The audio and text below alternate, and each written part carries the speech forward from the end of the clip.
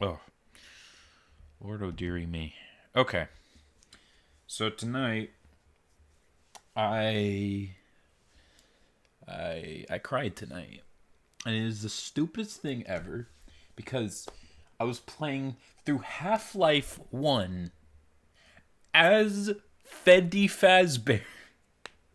I'm not even joking. I'm not trying to be funny. I'm not trying to be stupid. That literally is true.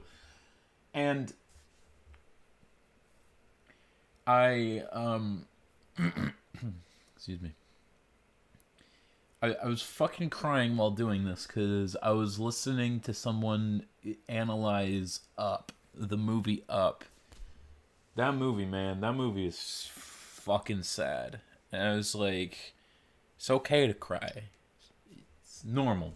It's normal human behavior. Most people cry over this film because it relates to them. That is not me with Up. That is what we will be talking about in just a moment. But like, I'm like, how can I take myself seriously? I'm playing fucking Five Nights at Half-Life.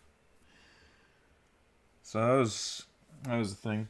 Anyways, I realized it was kind of an emotional day today because I was doing a bunch of origami for all the dinosaurs for Dinosaur the Ride because I'm starting to get back into that, and I'm planning on going to Florida just outright, just so I can ride it before they shut it down. I don't know if they're actually going to shut it down, but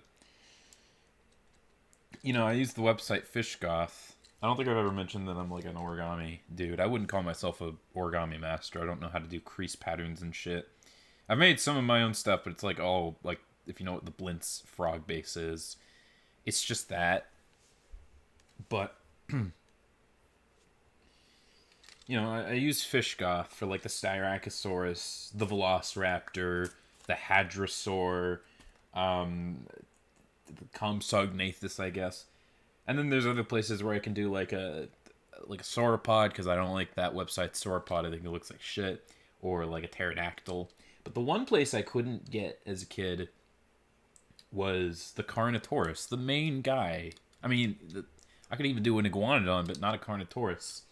So, and there's a point to this. There's a point to this. This was going to be like a little bit of a setup for this kind of stream. What I did originally as a kid is I just made like a cow skull, like a cow skull head, and I just put on like a really shitty body with like tiny little arms and giant gorilla arms. There's my Carnotaurus. But like, give me a break. I was fucking 11. Okay. And then eventually one day, I figured out that that doesn't look like a Carnotaurus. That looks like Nick the Demon from Rampage, but with like a really shitty tail. What I was gonna do instead was one of my original books that I had as a kid was Origami in Action, and I wish I had a camera on, but you know what? I'm just gonna give me a sec. Display capture. This is just be really quick. All right, I'm sorry, but no, not that, not that, not that. Goodbye. Okay. Okay. All right. I feel like it's important to show this off, although I'm not looking amazing right now. I'm sorry. Where the fuck is it? Okay, maybe it's okay. There you go. I'm sorry. I look like an asshole. Anyways, so it was the kicking frog. You pull on its ass and it does that. Yeah. Okay. Well, I thought, what if I take this and I just turn it to a Carnotaurus at the age of like, I don't know, 12, 13. I don't remember when I made it. And that's this. He's big. He is fat. But he still kicks. So, I didn't make the Iguanodon yet. He's a chunky man, but it's Disney's Carnotaurus. Here's like a normal looking Carnotaurus, kind of. He's a little slim. He's got the horns. He's also another adaptation. But I like this one, and I promise there's a reason I'm saying all this. But there's a reason I like this one. Number one, it's an adaptation of something else. Arguably not as good, but still, that's Dinosaur the Ride. That is Dinosaur the Ride. And also, He runs like the charging animatronic. It's called the charging Carnotaurus. I don't know who gave it that name. So, and also he's just like I said, he compare him to like a normal Carnotaurus. I made him red still because like Carnotauruses are red. Fuck you. And also this is like Disney's Carnotaurus. You know how this one has like stubby little horns. They're also kind of flat. And he's oh wait, sorry, he's got like the little snout mouth. And then this one, they're all like curled. He's chunky. He's still kind of small. That's just kind of how Carnotauruses are. This is Disney's Carnotaurus, so I kind of have both. The reason I showed all of that, other than to show off my origami skills, and I'm going to get rid of this now because it is unneeded. But the reason I'm talking about that is because when my dad died, we put something in his casket, you know, something that means something to us. Oh my god. I don't remember what my older brother did. My younger brother put some of his swimming medals. I put that in there because that was the first origami model that I ever made by myself. It's technically not like completely original, but I still made that. And, you know, I guess it's to symbolize, you know, my creativity, you know, the ability I have to create yet. And I still haven't, like, fully lavish out exactly all I want to do. And we'll talk maybe a little bit about that later in this stream. But I just wanted to say that today is kind of an emotional day. You know, not only did I remake that in a while, but also I listened to Up, you know. I think it's the best Pixar movie, but it's not my favorite because I can't watch it without bawling. I'm sorry. So I thought, you know what? Now is a better time than ever to discuss the Mystery Dungeon Explorers of Sky soundtrack. And I notice I'm talking about all this serious shit with this stupid Zero Suit Samus image up. I'm sorry. I just get rid of it. There you go. There you go. Okay. So we're going to be going over and discussing the entire soundtrack, and we also have a tier list that we will be ranking it. So I think this is up there with one of my favorite video game soundtracks. This, Silent Hill 2, and Mario Galaxy are, like, I think the best. Mario Galaxy is really good, but I still kind of like this one a little bit more. It's a bit more versatile. It's not as grand. And Silent Hill 2. Silent Hill 2, I need to play that game because I love the soundtrack. And I love PT. People say, like, PT and Silent Hill 2 are, like, the best ones. Some people say it's, like, 3 instead of PT. Some people say it's 1. But I don't know. Every time I've tried to play it, I just get stuck. Like, the first time when I was on all easy settings, I didn't know where to go after entering Silent Hill. And then the next time I'm like, all right, I'm going to be not a pussy. I'm going to actually have a difficulty, and I just died by just wandering around the town killing those weird armless things. Don't know what their names are.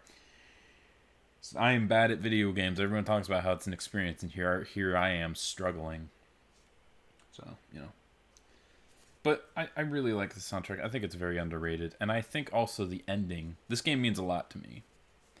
I think the ending of this game is the best, and I'm going to go out on a limb and say this. Some people probably will disagree. I don't know what they would disagree with, because Nintendo's not known for their overly emotional endings. But this game's ending is the saddest ending of any Nintendo game. Not just Pokemon, but any Nintendo game.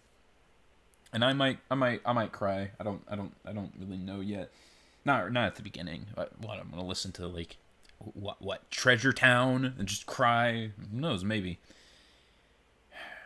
Okay, so unlike Mario Galaxy, though, there are some low tiers. There are some songs that don't quite hit. I don't know if anything's gonna be an F tier. We'll just work through the motions. All right, so I'm gonna turn this down. This is really loud on my end, but it won't affect you at all. Okay. So this is like the intro of the game. And I will say this, I'm not a music nerd. I'm not into music theory. I haven't studied into it, okay? I'm not that kind of guy. I'm not like talent. I'm not a person of authority to be speaking on this. But this is one of those few times where I do kind of focus on like the quality of the music. You know, I watched Your Movie Sucks talk about The Lion King, and he really analyzed, like a nerd, the music of that movie in a way that I don't think most people would go. And I'm like, well, that's kind of silly, even though I think he's 100% right. He is 100% spitting. But, I can't relate to it because I just think it's kind of corny. And then I listen to anyone remix this music, and I'm the exact same way. So I guess it just depends on stuff that's close to you, stuff that means so much to you. Even though I don't think Mystery Dungeon Explorer... It's a good game, obviously, but I feel like writing-wise it is up to improvement. I still don't want Nintendo to remake this because I know they're not. I know they just released the Pokemon game with the only Pokemon game with a good story in the main line, but I don't know. I feel like a lot of the problems with the script of this game are kind of subtle. You're only going to pick up on it either if you're not listening to the music or if you're just not into it or you've played it a lot. I don't think they're going to fix those small little issues. So let's just continue. So it's kind of it's the kind of standard theme for, these Mystery Dungeon games. But this is when, I don't remember. I think right around here is when they start showing off the special episodes. And this is like a good point to emphasize what makes this game important. Because then they show off, okay, this is all the new content in this game because this is a third parter, third release, I should say, of a Pokemon game. And unlike a majority of them, this one actually is substantial enough to be considered the definitive version and a separate purchase. That's just kind of my opinion.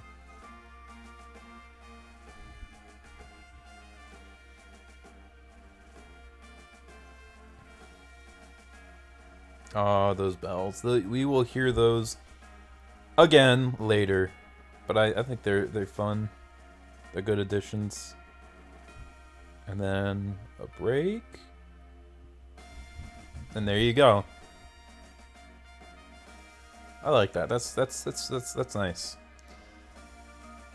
And then it's build up, building, and then end. It's an okay start, but not really what I would call spectacularly interesting. I think there are better songs in this game, and I will put it in a C tier. It's all right. It's fine, but not bad. Not bad. All right. Next up, we got the top menu theme. This is. Oh, I'm thinking. Oh, it's just like the Explorers one, isn't it? Not necessarily. I do kind of like it. It's very simplistic. It's very quiet.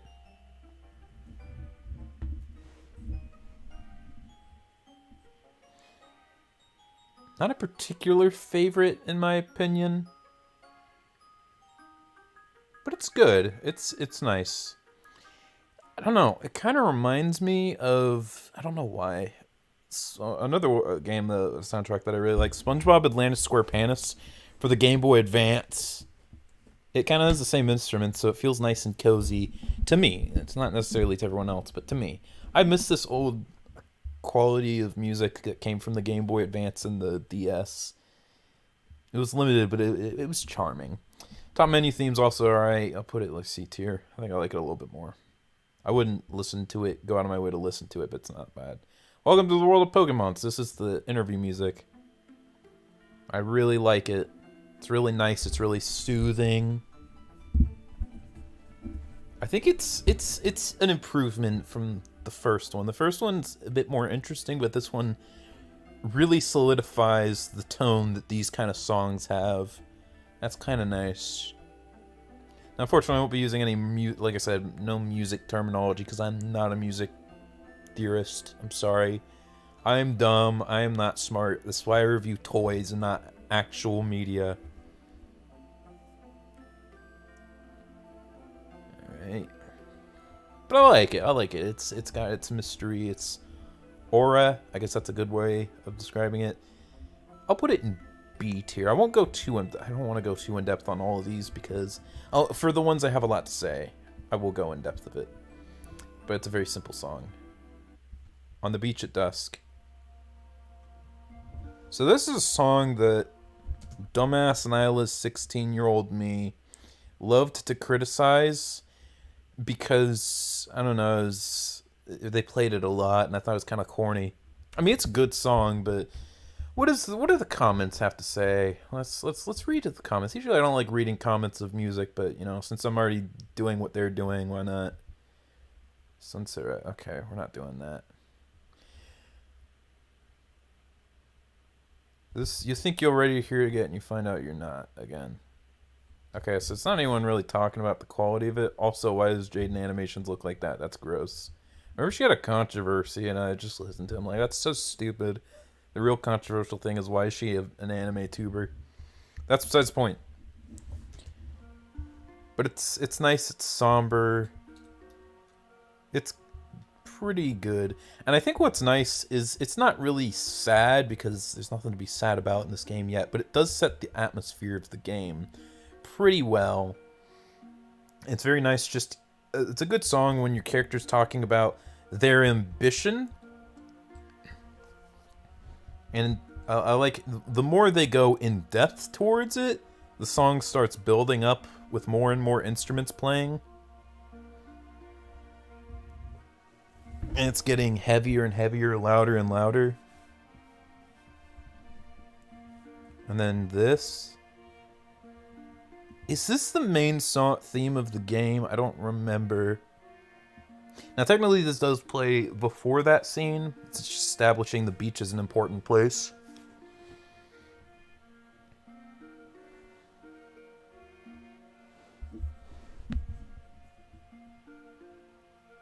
And I think it loops here. I could be wrong, though. But it gets louder and louder, and then it slows down. It's like, okay, well, I can't do it because I'm too much of a wimp. What are you going to do now? It's good. It's good. On the Beach at Dusk is nice. Yep. It's a good song. It's not one of my personal favorites, but it is quite good. Do I put it in B or A tier? I'll just leave it at B right now. I know it seems like it's not that great, but trust me, we'll get better.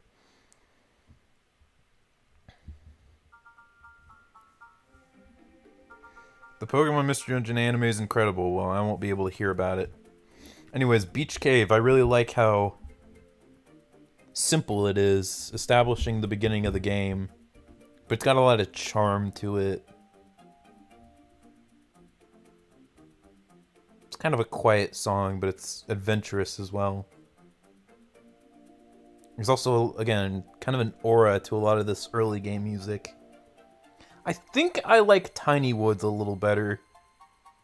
But there's one thing about the song. I actually have it saved. Let me bring it up. So this is really, really stupid. Okay, this is going to be the stupidest thing I'm going to say. But okay. I won't have any opportunity to talk about this later. There's like a little weird high pitched noise. It just sounds like Joel laughing. Yeah, that. I'm not gonna imitate that. That's stupid, but anyways. Oh no, no! Turn that down! Turn that down! Turn that down! Okay. Beach Cave is nice. I don't think, like I said, I don't think it's as unique as Tiny Woods. I quite like it. I think it's a little better though. There's a difference between something that I like and something that's better. It's good at establishing the game. So, is it quite A tier though? That's the question. I think it actually is. I think it's pretty memorable. I like Beach Cave. And then we get In the Depths of the Pit. It sounds a lot nicer than the first game, which just sounded kind of unfinished. Again, it's got this really cool aura. This is a song that I don't even bother thinking about, but it's still really neat and unique. I like that. I like that. It's not A tier, but, it's like a B tier. Into the Depths of the Pit. I'll put it like right there. Yeah, how about that? Okay, next up. We got the title theme.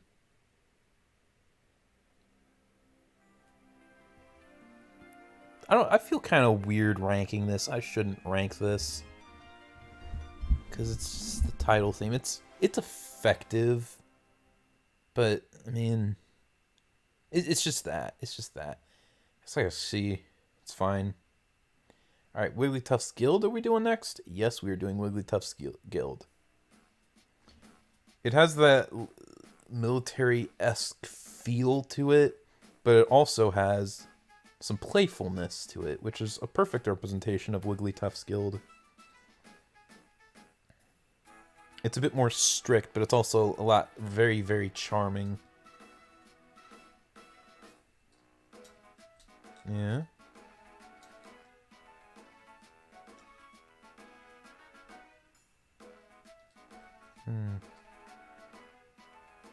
And then it gets the climax of the song here.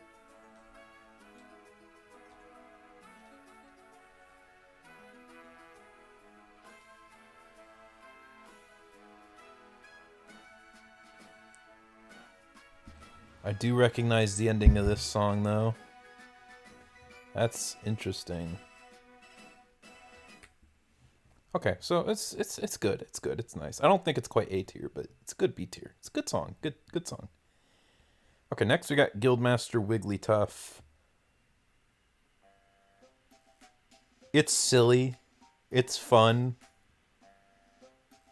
But it's not exactly what I'd call amazing. It gets the point across decently, I guess. But it's not, like, amazing. I don't know. I don't know how to say it.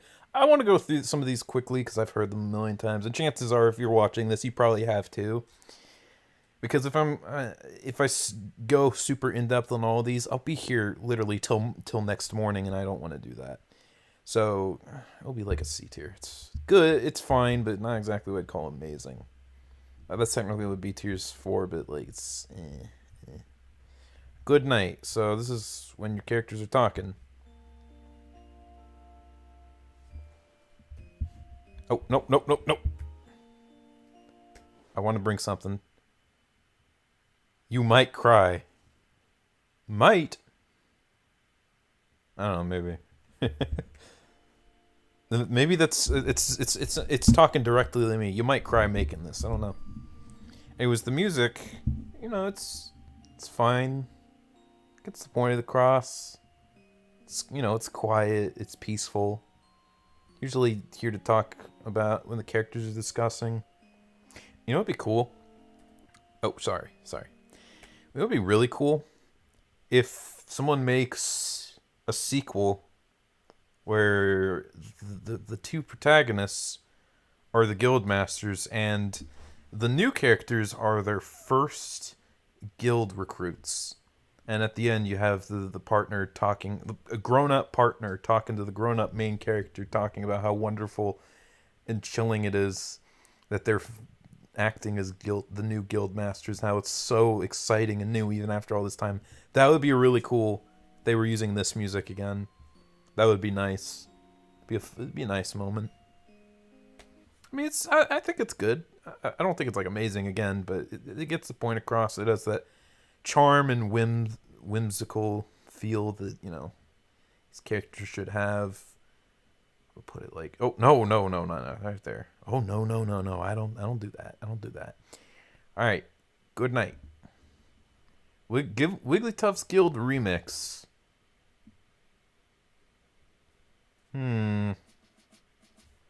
So this is just when it has less instruments, and it's usually for dialogue. I get why it's quieter because the emphasis is not about the atmosphere, the tone, how the characters are feeling. It's not about the emotions, not the atmosphere, the emotions. It's about the dialogue. This is basically show don't tell, or you just exposition the music. I'm gonna put it in D tier. It's just like, why would I listen to this? It's not bad, but like, It serves its purpose, but like, I don't really like it too much. Okay, Drenched Bluff, our second dungeon music. How good is this one? Ooh. Oh man, that starts immediately. There's not like a couple of milliseconds of dead silence. I don't really like music that does that. But I like it. It has a very Eastern sound to it. I think I don't know if it exactly matches, but I really enjoy it. It's a really nice song. The bass is pretty good. Yeah, it's a good song. It doesn't really portray any particular emotion, but it's just enjoyable. That's what a lot of these are, you know. Beach Cave, I think, sets it up a little better, but I enjoy this one a little better. I'll put it in A tier. It's a good song. Don't even need to listen to all of it. It's good. It's good. It's good. All right, job clear. Do we? Oh yeah, I guess we do. Again, it's a much nicer, less unfinished version of the first one, but the first one was not. It was only used for like story ones and not the normal ones. It would just play the town theme for some reason. I play that song all the time. Kind of odd. It's fine. Yeah, it's fine. I'm gonna put it like right there. Right there. It's fine. It's decent. Okay, Treasure Town. This is such a good Hub World song. It really shows the charm that this world has, that this place has.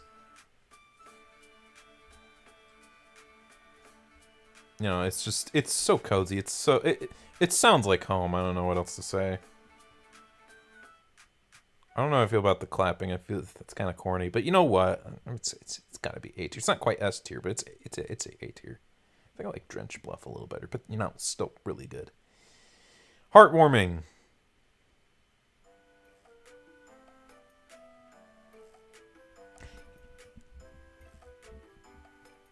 I mean, it's fine, but you know what? I think I actually like the original a little better.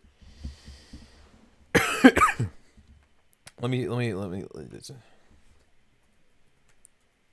Warming. Red Rescue Team. Is that it? Let me just bring this up. No. Oh, I don't know what it's called, and I'm not gonna go out of my way to look it up.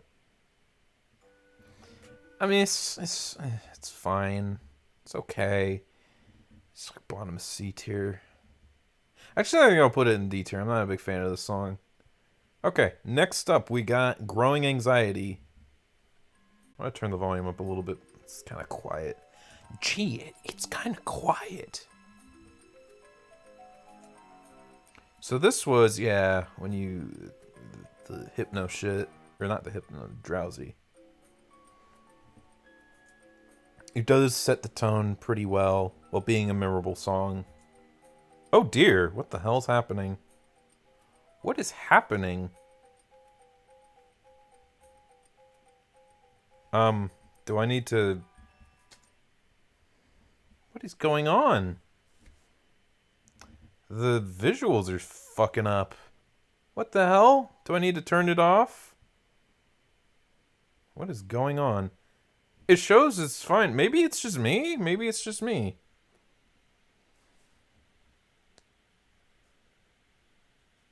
The quality is terrible. That is... what the fuck? Okay, that was very strange. Okay. I guess it's fine. Never mind. Growing Anxiety in real life. That's very, very, very hokey. I'm sorry. I mean, it's alright. It's okay. It's decent. It gets the job across. Like right there. Okay, and next we got... Oh no. Okay. Oh, this is story-based music, okay?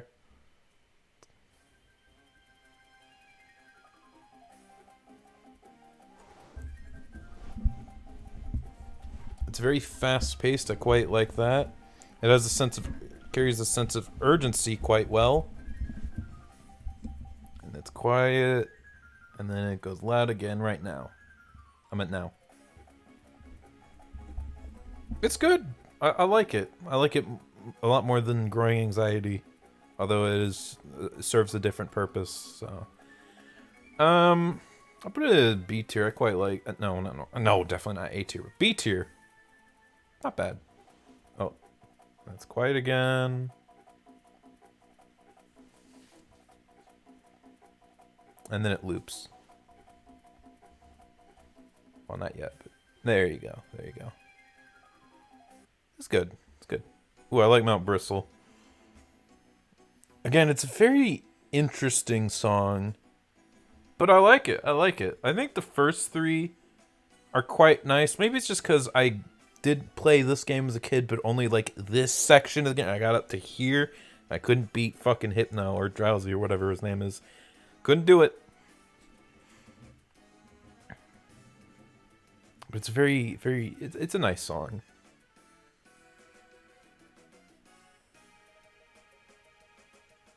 You might cry listening to this. You might cry. Just listen to Mount Bristle. I don't know. It's kind of quiet, and then it gets louder. And I think it, again, adds a couple more instruments. Yep. And it sets up for the loop.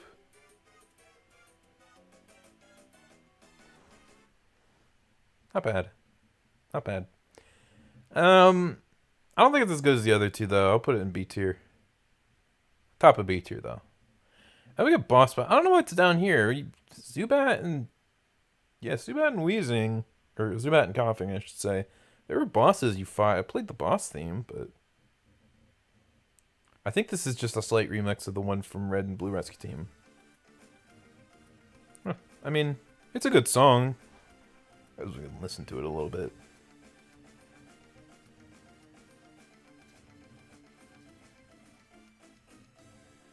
It gets quiet.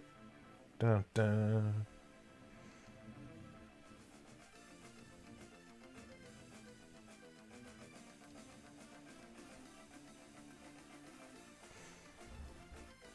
It's building up. Still building. And then it drops. With some soft secondary instrumentals still playing. And it leads into a nice loop. It's a good song. Not particularly one of my favorites, but still nice. Put it right there. I like Mount Bristle a little better. Actually, I think this might be a little better. I don't know. Okay, Time Gear Remix. Very strange that we hear Time Gear Remix.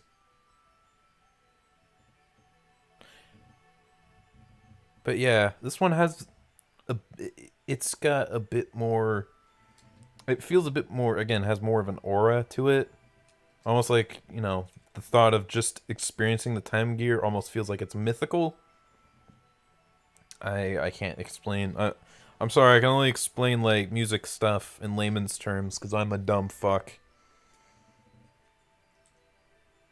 But it's nice. I like it. I don't think I like it as much as the actual Time Gear music. But again, it's a B tier. Right there. The B jet desk. I should probably put this a little higher. Yeah, right there. Okay. Alright. Next we got the Gatekeepers. This introduces a very strange minigame, but the music is very fun. So, sorry, if you hear any fiddling, it's just my Studio Series Braun. I'm sorry, I shouldn't be doing that.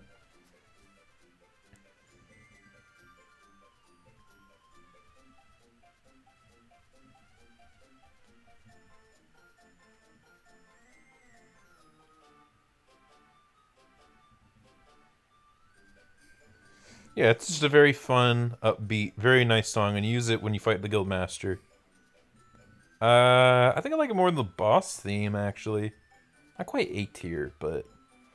Oh, Mr. T, you said this has the best video game soundtrack, but there's no S tiers yet. Oh, don't you worry, it will be pretty full. Outlaw! I fucking hate the song. Not actually, but... No, I'm just thinking of, like, when they were running away from you. Ugh. Hey, caramba. Anyways, it's fine. I don't think it's really that particularly good. It's fast-paced, but, you know, it's alright. I'll put it, like, at top of C tier. I saw something again. Alright, I guess we can listen to this part. This part's pretty cool. Yeah, it slows down. Back up again.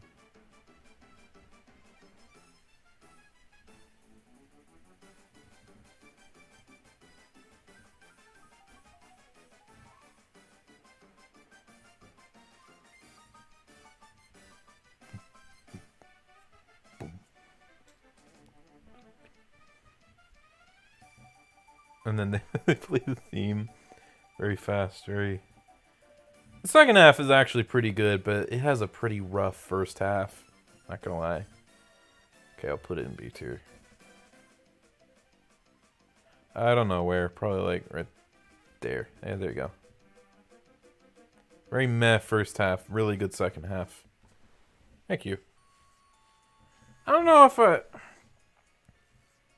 mean, it's fine. It sets the tone pretty well.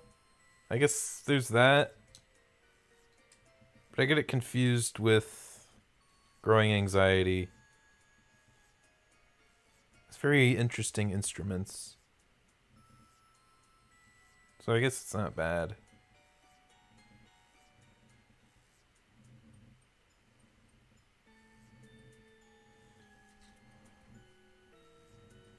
It's fine. Oh. Where's... Huh. Oh, interesting. I guess I'll put it underneath. Just a little bit. Still not bad. Just alright. It does what it has to do. It's alright. Okay, Waterfall Cave. Ooh, this one's very nice. It's a very slow song.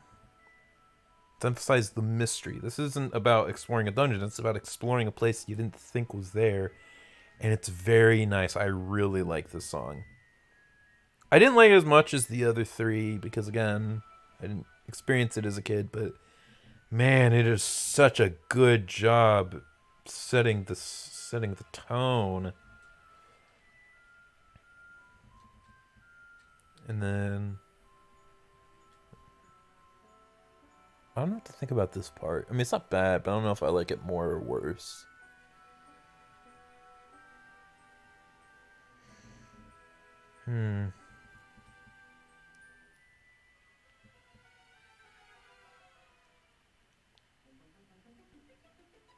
I don't like this part, though. I don't know what it is. Well, I do like... I think this part. Yeah, that's cool. That's kind of cool. Okay, never mind. I do like this section. But then they get back down. Yeah, I'm not a big fan of this. Sounds like it's this part sounds like a resolution, but it's kind of a slow song, so I don't know if it really needed it. But, still a really nice. I quite like it. I think I like it more than Drenched Bluff. Might be my favorite song so far. I like Waterfall Cave. Next, we got Kecleon Shop. Oh, this one they... Oh, no.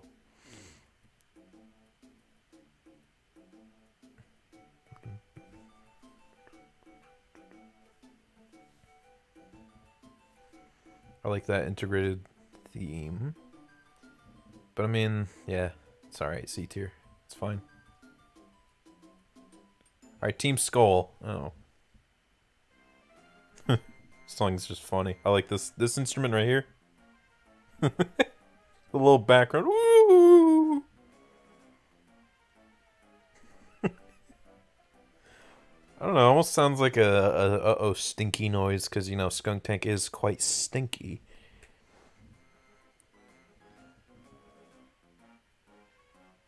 Oh, it goes higher instead of going lower. Not bad. Not bad at all. It's just really funny sounding. But it's a good job of establishing not a super intimidating, not a world-ending threat, but it's intimidating as a bully. That's a good job there. Where do we put it? What is this instrument? Hold on, I'm not placing it. What are those?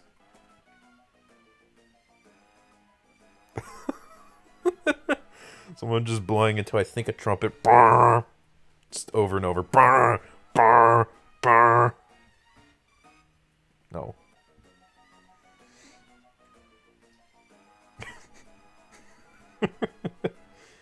I like this song. This song's funny. I don't know if it's exactly great, but I enjoy the instrumentals quite a bit. Instrumentals. The entire fucking game's an instrumental. I enjoyed the instruments.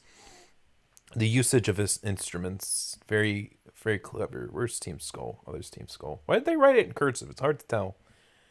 Put it like right there. Yeah. I'll put it like above Wigglytuff's Guild. Nah, above, because it puts a smile on my face. It's funny. Okay. Next we got Spindus Cafe. Again, it's a very nice, welcoming theme. It also has that SpongeBob Atlantis SquarePants for the Game Boy Advance. That should not be a terminology that people who are into music theory should be using, but that's what I'm going to be using. Fuck you, I don't care. It's decent, it's nice, it's nice. Put a B tier. It's good. I should probably move this up. I'll move it up to like right there. Yeah, welcome to the world of Pokemon. Right there. Yeah. Spindus Cafe. Decent. Ludicolo Dance.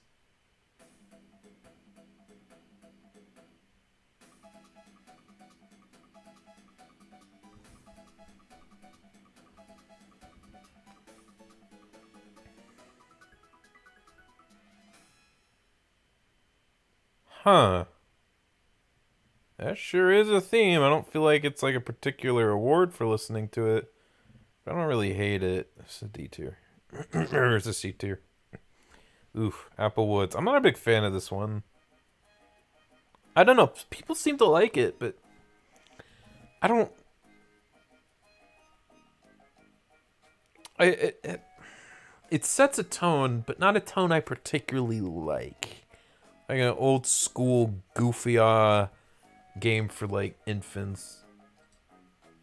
Like there is like for these woods, there is a good way of doing it. I'm going to provide an example of this kind of music that I like in a video game. Indiana Jones Flash game. All right. Oh, music. In Lego Indiana Jones Adventures. Does he go through all of them?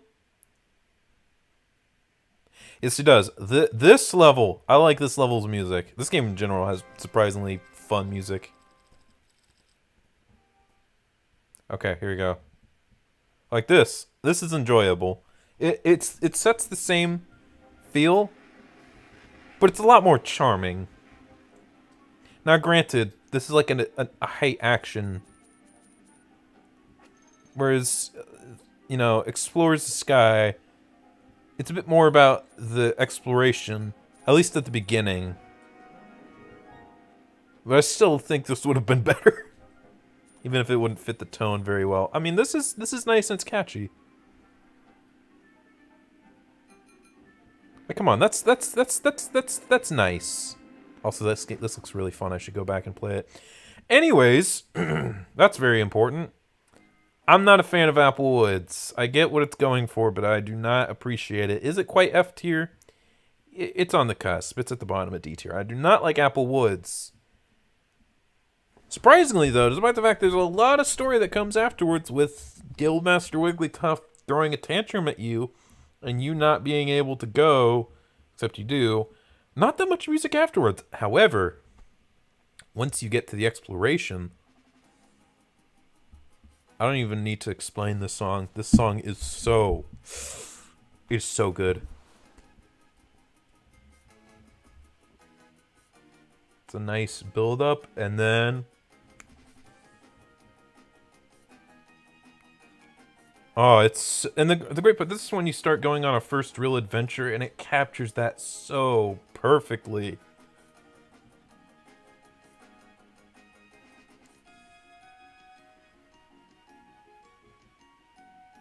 Dude, I love this song. This song, we got it. We got our first S tier. See, this is why I was being picky. This game does have like some of the best of the best. This is when it really starts. I'm going to listen to the rest of this. This part's a little slow, but it's only for a couple seconds, and it picks right back up. And you can still hear that bass.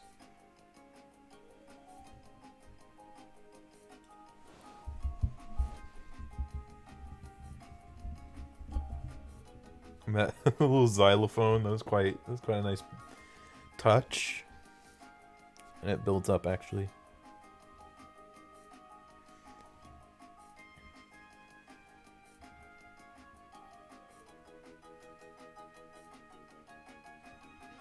I just want to keep listening, but I have to cut off. That fucking song is so good. It's one of the best dungeon music. It's one of the best Nintendo songs in general. It's so good. I already got with Cadence Side Path. You will never hear this if you make the correct choices. However, even if you fuck up, this is a very nice song. It kind of is like a subtle way of telling you you messed up, stupid. It has that little hint of that tone right in there. And that's what makes it enjoyable. It's still a good song. It's actually really quiet first, and then all of a sudden it gets heavier for no reason. Boom, boom, boom, boom, boom. That's kind of... Okay, what the fuck is this? I like it enough to put it in A tier still, but at the bottom. Actually, you know, I'm gonna put this up here. There you go. Okay, Mount Horn. So, this might be a little bit of a weird way, but since it's our first adventure, Craggy Coast is, and this might sound a little bit pretentious, but it sounds like it's kind of the honeymoon phase of starting the expedition. This is when you really start getting into the nitty-gritty of it, so it's a bit more serious.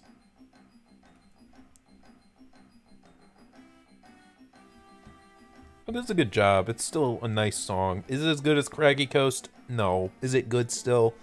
Yeah.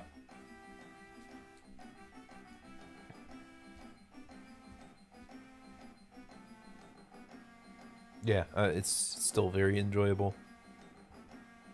I don't know why it's called Mount Horn, but there's no Rhyhorns. That's kind of a unfortunate. That's a bit of a missed opportunity, but you know what? It's not a big deal. We'll let it slide.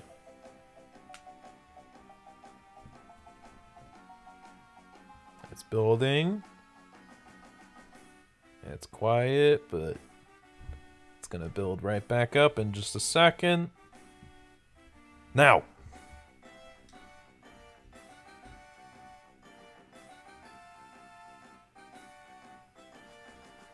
It's a little bit more quiet now, but it's also gonna build up again.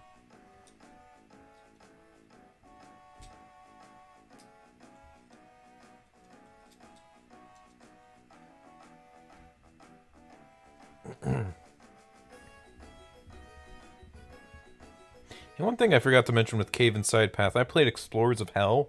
I think they used the Cadence Side Path music for the first level, because, you know, Beach Cave is like a good, like, oh, this is your first introduction, hello, hello, and then Cave and Side Path's the closest thing has to an evil song, while still being subtle about it, like, you're gonna spend a lot of time here, asshole. Good luck.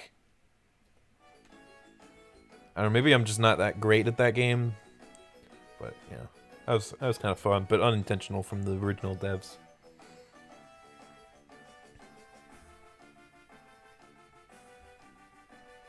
And it's building up for the loop. It's reaching the apex of the song when it comes to the energy. And it goes back down so I can loop perfectly. Good song. Good song. It's a bit slow, How long did that loop take? About 2 minutes. But it's good. Quite good. I'll put it like right here. Yeah, there you go. I like Mount Horn.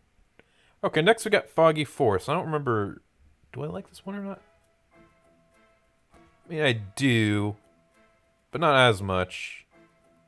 But still. It's nice. This is when you start exploring the mystery of the place you're at. And it kind of has that aspect to it. A lot of this game, again, since it's about exploration, there's a lot of mystery, and this game, with its soundtrack, does establish that quite well.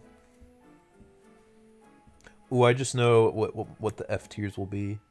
Again, it's kind of quiet. I like that little noise. And then goes back to normal.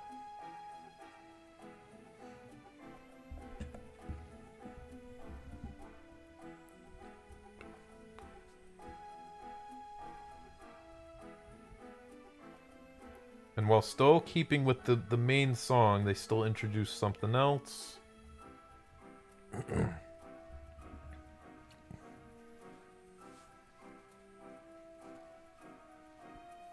And then I think this is, yeah, the climax of the song. Very nice.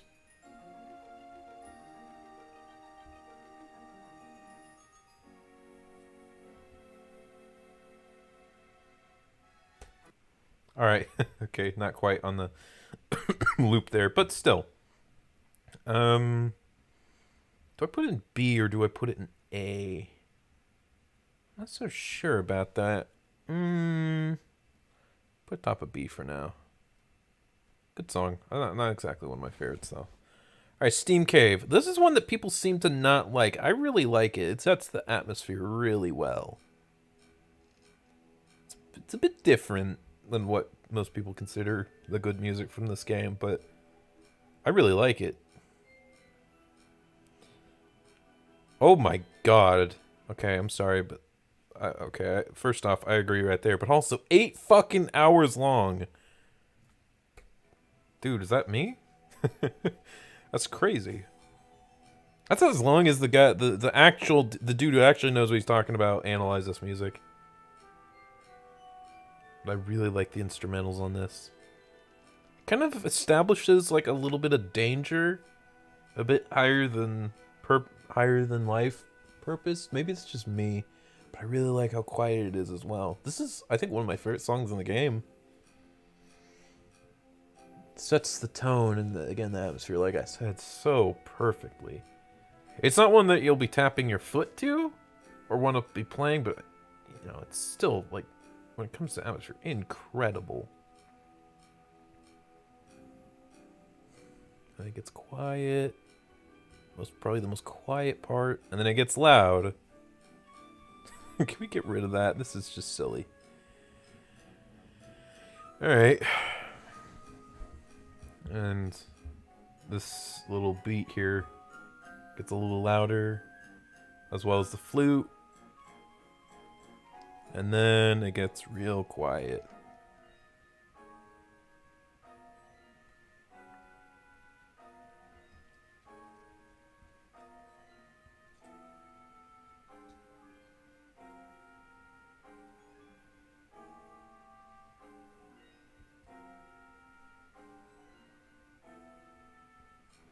Oh, no, no, no, no, no, no.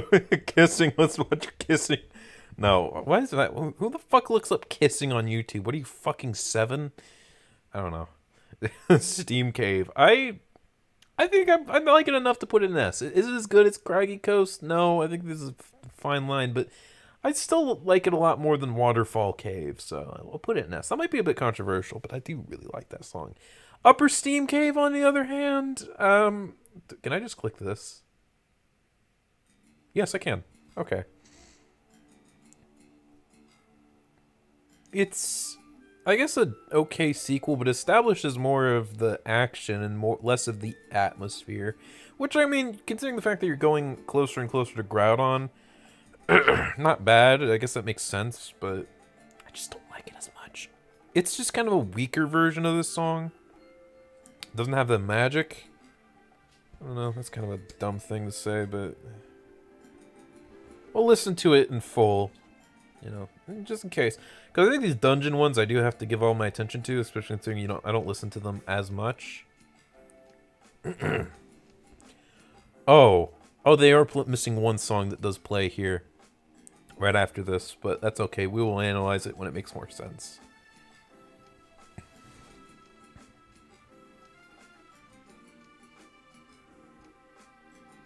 I mean, it's hitting the same notes of Steam Cave, but it just isn't affecting me. However, I do like this instrument they add. Yeah, this. I like how it's kind of more depressing. That's neat.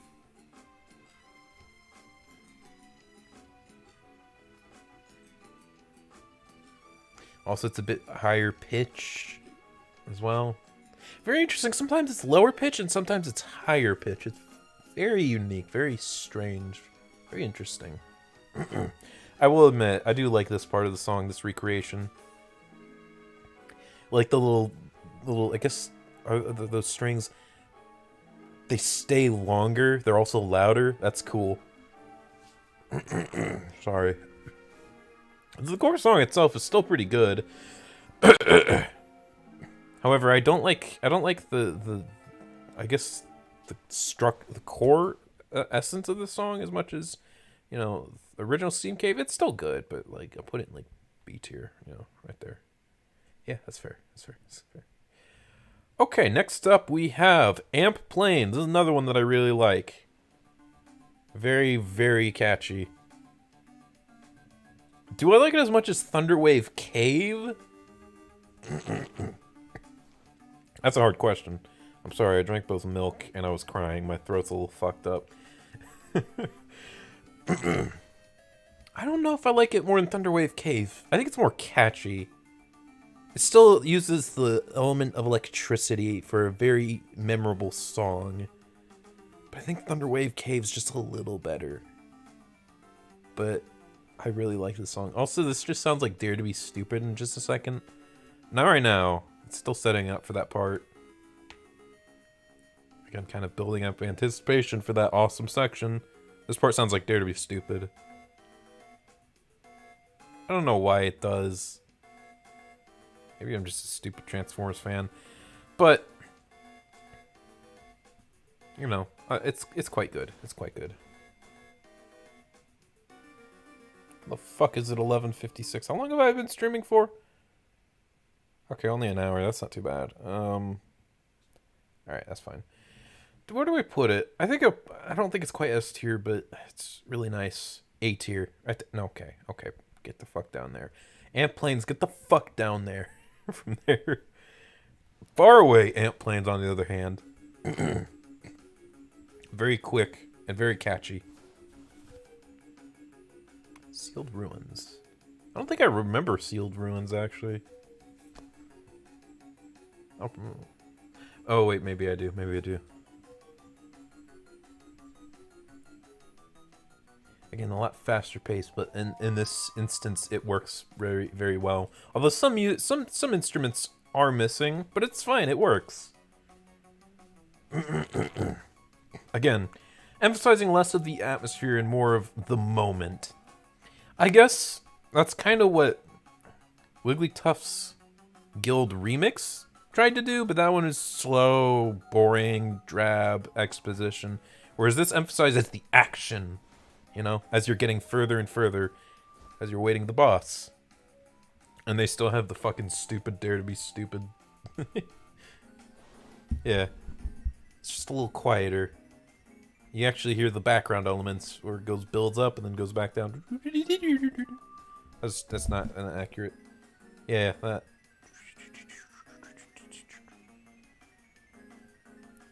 Bass is still very fun as well.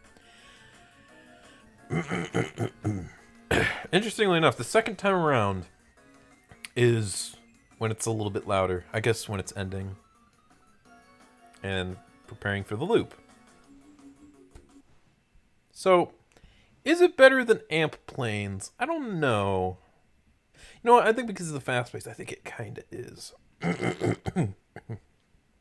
So sorry. All right, Monster House. Oh, okay. This is what's the most replayed part? What's the most replayed part? Okay, this is. Okay, that's kind of weird. Whatever. Monster House. That emphasizes you just fucked up. Very fast-paced song. Again, it's kind of just a remake of the last one, but is it better or is it? I don't know. I do like how you can find it earlier. Quite spooky.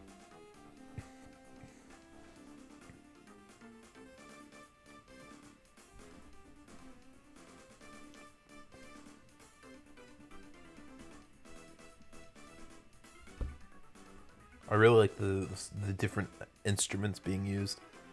And then, leading up to the most important part. And the beats getting louder, and then, yep. It's basically from the original, but done a little better. very good at emphasizing the situation. I put it right there. I think it's a great song. I think it's great. Really good. You don't like hearing it, but that's just because of the situation. It does a good job, you know? Okay. Rising Fear. What is this one? Oh, this one was... Well, I like that. I'm sorry, I don't remember the name of the instruments. It's... Yeah, this one was reused from the previous game. A little bit less all over the place, but I don't really think I like it that much. This one's a C tier. Right there. I don't want to listen to it that much. Alright, Northern Desert. So we get some desert music, and you know what? They do desert music pretty well. Not this one. No, I'm just kidding. I like this one. Very interesting tone to be using for a desert theme. I think this is at the point where... Oh, Rising Fear is when they introduced Grovile. That's right. I think that's a flute. Very interesting.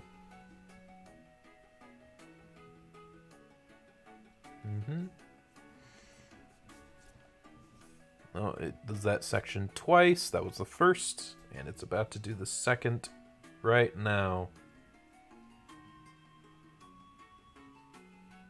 Yeah, right here. And then introduce the new element.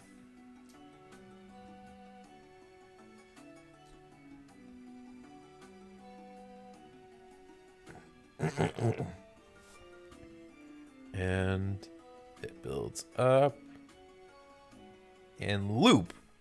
Very interesting loop. Wait, is it a loop? I think this part's new. Huh. Yeah, I think it is. Yeah. Very tricky. Very interesting.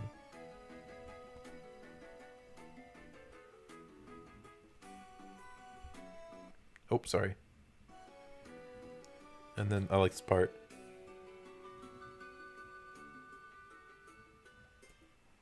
Yeah, it's for desert themes. That was pretty good. I think it's one of my favorites. It's a bit slow, but you know, it's incredibly effective. I quite like. Oh no, take it. Can you pick it up? Thank you.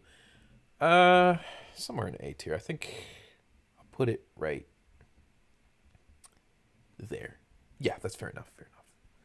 Okay, next we get Quicksand Cave. I don't remember if it's better or worse. Yeah, they do use this part when they're like, "We gotta cheer up, guys. We gotta go fight the last time." I mean, fair enough. It's a very nice song. It's very nice. I'm not talented enough to describe why it's so good. It's kind of slow right now, and it builds. The little, again, is that xylophones? Very, very effective and very nice. And it's the same as the same Dare to Be Stupid section that Ant Plains has, except it's in a desert. That's interesting. The fact that they took that core element of the song, one's for an electric area and then one's for a desert area. Good job. Fortunately, this song loops pretty quickly. Good song. I think I like it more than Northern Desert. What about Quicksand Pit? I don't really remember. Yeah, I'm gonna put it right there. All right, what have you got? Quicksand Pit. Oh yeah, it's a bit slower. Oh wait, music teacher. No. Yeah, this is the one I'm talking about. Go watch this guy. He actually knows what he's talking about. Oh, he's apparently a music teacher. You can't blow my mind. My mind was blown like 10 years ago. Actually, only 7. That's crazy. I think. I mean, I don't know. It's just this part's just very not doing it for me. Just kind of a generic. I do like this part, but kind of a generic desert theme. It had 2 good ones, and then it's just this one. It doesn't even really build off of the last one. The last one's like doom doom doom doom doom doom, but this one's just like doom doom doom. Like that's boring. And then they add new parts. It's not memorable at all. Don't really like this one. I'm gonna put it in D tier. Actually, it's just kind of boring. Okay, what is the next one? Crystal Cave. I like this song. I think everyone likes this song. They use this for Evolution as well. Very charming, very peaceful, very quiet. But then the second instrumentals are there. They're a bit faster, a bit more interesting. They add to it. Just a very, very simple but effective song.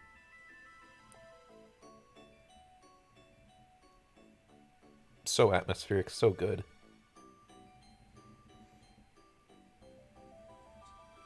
And this part's very interesting. Very interesting. I don't think my microphone's facing me. It's also very dirty.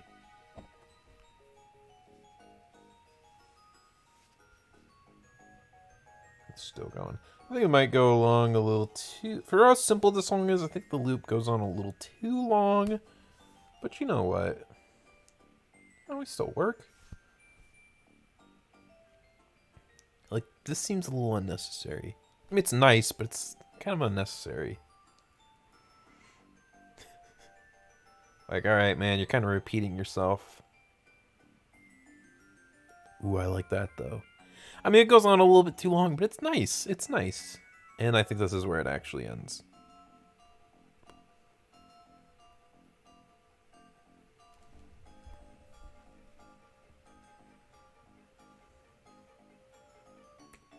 Kind of a bit rushed when it comes to looping. It's like do do do do do do do. I don't know, but it's, I mean, still nice.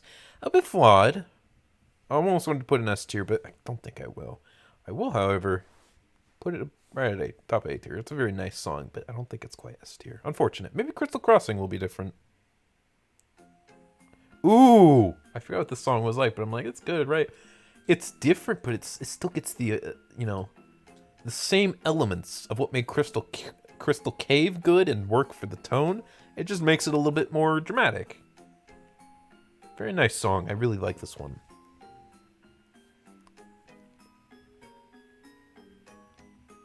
And they're going to loop the entire thing of what you just heard again, except they're going to add some music.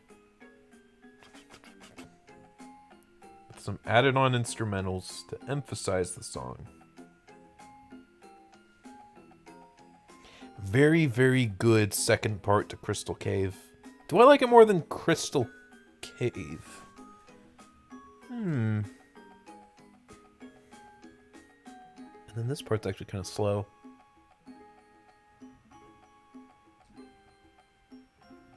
I think it's a harp that they're playing. Maybe, maybe not.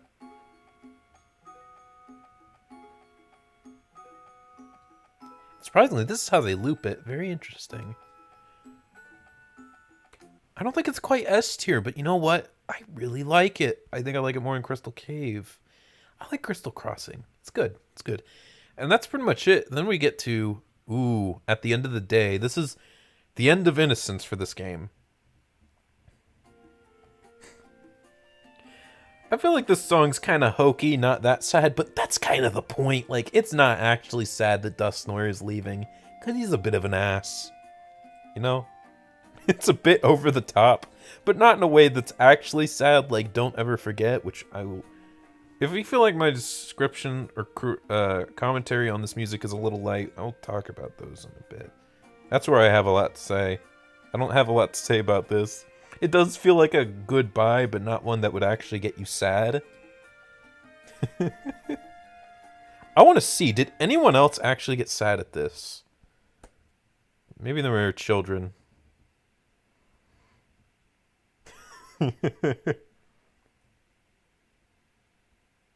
Okay.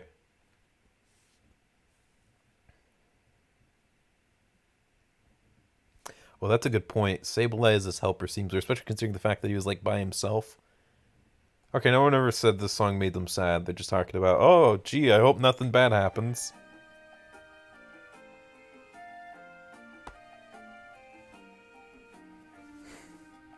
It's somber, but feels a little fake. And I think that's really cool how they managed that. That is That's neat. Neato. And then it loops. I'm not really familiar with this song.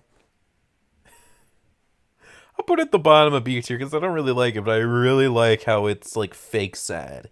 And then we get to the future music. Oh, this man.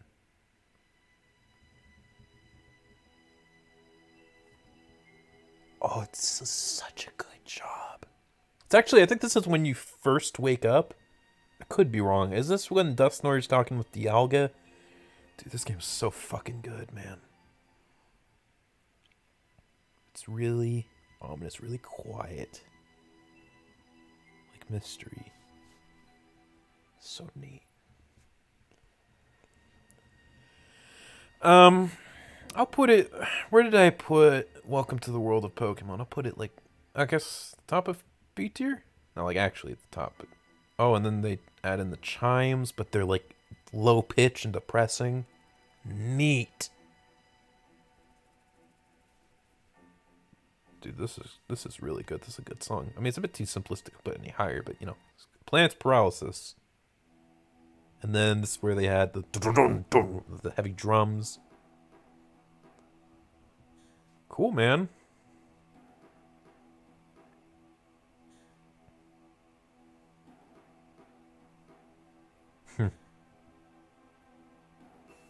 This is when it's starting to set in what's happening a little bit. It's just kind of a glum situation. I don't know what that like almost choir noise they use in a lot of these songs. It's so good though. The chimes, the drums. Does such a good job, man. Such a good game. Good game. There's all those fucking Gen 5 music hits hard. No, this game's music hits hard though. I put an A tier actually. Because this feels a little bit more like a song, but it's not even over yet. I completely forgot.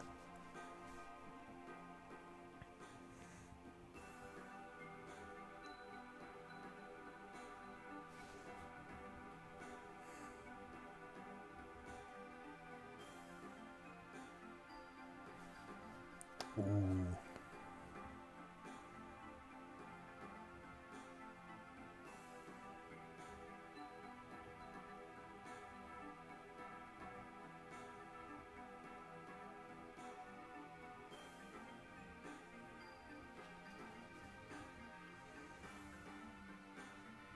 Almost sounds like the end of the boss theme.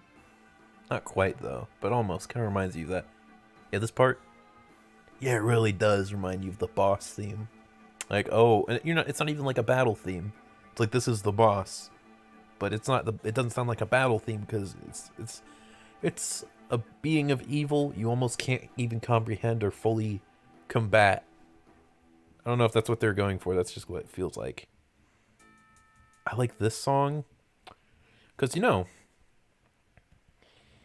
I'm gonna have a hard time explaining this, but you know how Craggy Coast kind of sounds like the honeymoon of you finally exploring. It sounds like your first foray into the thing you've always wanted to do.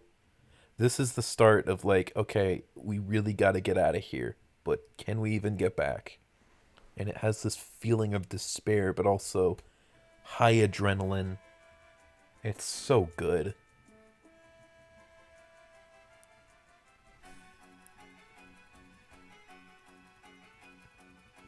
Nice.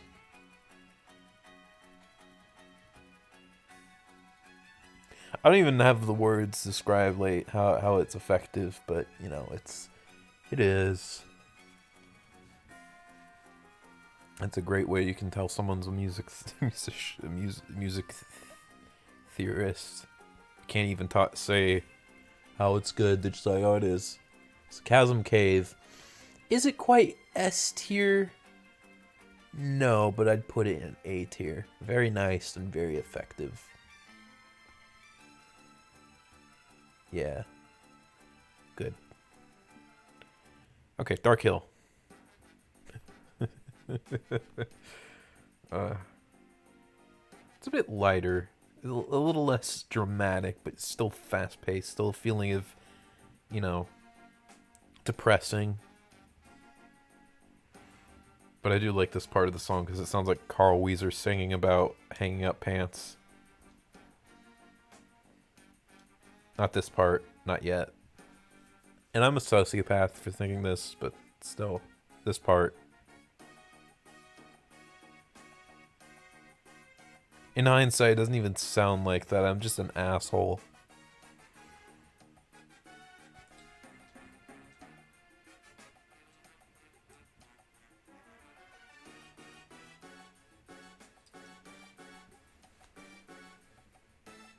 Good. I like it. Where am I going to put it, though? Not really A tier, but it's good. B tier. Put it, like, right here. No, right there. Right there. Yeah, that's about right. Right there. Yeah. That's good. That's good. Well, I think I like Upper Steam Cave a little better. This one. And this one. Mount Bristle, what the fuck you doing down here? I don't know. There you go. That's fine. All right, we're good. Sealed Ruin. Oh. Oh. This is after... Okay, so this was after one of my favorite scenes from the game where your partner starts breaking down, realizing that they're probably stuck here. And you have to comfort them, but it's like, okay, it will be okay. Like, how will it be okay? You have to actually provide, like, answers, like, tough answers. Like, hey, I want to comfort you, but probably gotta go see Grovile because he seems like he's the only character we can trust who isn't immediately trying to kill us. So it has a bit of desperation, but there's still a little bit of hope in it. Like, there's a little bit of a light. Again, neat.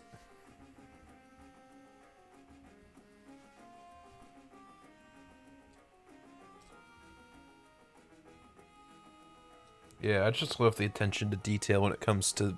This music does such a good job at portraying emotion, like the emotion of the situation perfectly, which is why I can get past some of the crummy dialogue occasionally, because like the music does so much heavy lifting. That's probably why so many people are Kingdom Hearts fans now I think about it. Alright, I'm being an asshole.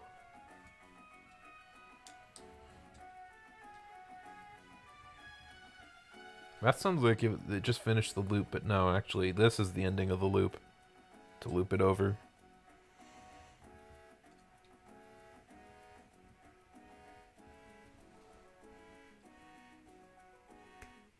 Okay. I mean, it's decent. I'll probably put it... Where did I put Dark Hill? I think I like Dark Hill. No, this one's probably a little bit more genius, so I'll put it right there. Sealed Ruins. What does the Sealed Ruin Pit sound like? Ooh, it's a bit heavier, because, you know... Didn't you see, like, Grovile get, like, possessed or something? I think you did. Very interesting. Like, there's almost an impending doom. Like, you gotta get closer to your demons, almost. You know, confronting whatever attacked Grovile and himself. Yeah, I remember the song now.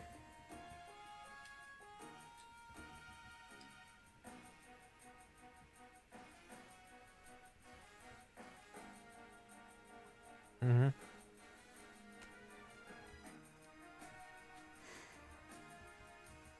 It's pretty good, but I really want to get on to the next one because I really like it. I think I like it a little better than Sealed Ruins. I like this section.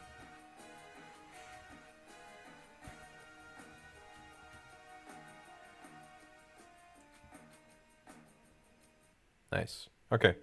This song's really funny. I don't know what it is. I like it because like you can find Steelix and Rhydon at the time. Those are like my two favorite Pokemon in the game. It's just so silly. It sounds so silly.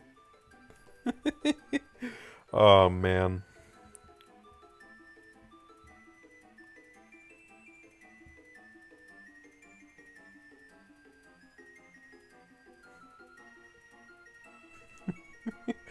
I don't really have anything to say about it. It's just funny sounding.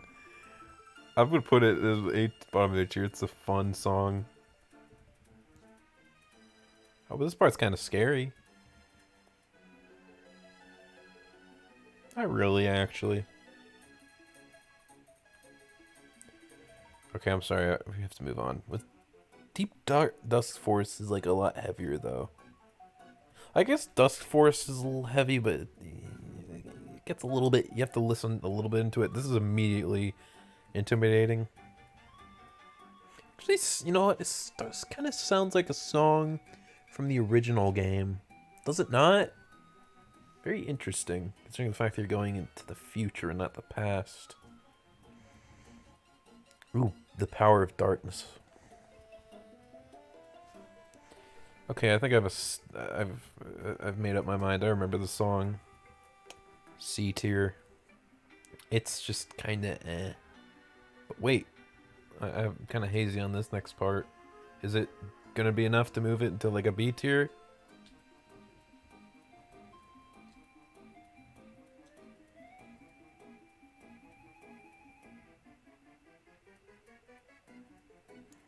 No, not really. I think that was the loop. That was very seamless. Right? Good job. Okay, this song. All right.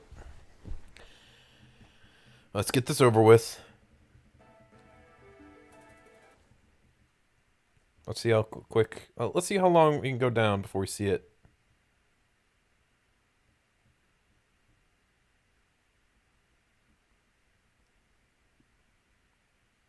Huh? No one's mentioning it. Are you sure? Are you sure? Okay, I thought everyone was gonna make Batman jokes. It just sounds like the song's saying Batman. That's what it sounds like. I mean, it's a good song, establishing how evil Dusknoir actually is. And I really like Dusknoir. I think he's one of the most intimidating villains in a Pokemon game. But, like, it just sounds like Batman. I can't get past that. Also, the little up right there sounds like the Super Mario Bros. New Super Mario Bros. Up. Well, it doesn't really sound like Boz. What am I thinking?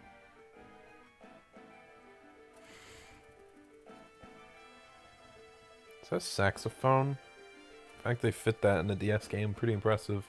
I'm sorry, I can't. It's a good song. I just can't think of it without thinking Batman. I'm gonna put it with where's Dusk Forest. I'm gonna put it above Dusk Forest because it it matches the tone a little better. But I mean, it's still pretty funny. Where the fuck did I put Dusk Forest? Oh, right there. Yeah, there you go. All right, Tree Shroud Forest. So this, I think, is the first song you listen to. There's also another song they play, but we'll talk about it in just a second. This is the first song you hear, the new song you hear after you go back to the present. And man, it's so fucking good. It's so fucking good.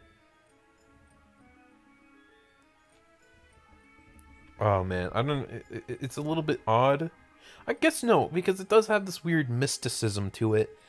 Like you're back at the present, but you gotta go on a life. This is where you've set off on a larger than life story where you're going to get the time gears, and you don't have any time for your friends back at the guild. None of that. You gotta go to this purified forest to go save time, and it kind of does set that up pretty well. I'm not gonna listen to the song for too much. All I got it. Do I like it more than Craggy Coast? I don't think it's as fun to listen to, but man, I think it's so goddamn good. I love this goddamn song. This song is so good. This is when the game really got real. Craggy Coast was like, this is when the game starts being an adventure, but this is when the game gets real. This is when it becomes more than what you would expect from the game.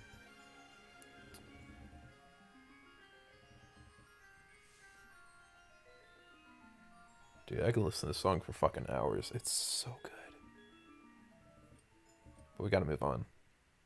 Fortunately, this song is really good too. Though I will say one thing. This is really catchy and all. It's like water amp planes. Really fun song. However, it's building up to something. But then this happens. And it just doesn't fit. I always felt it was kind of weird.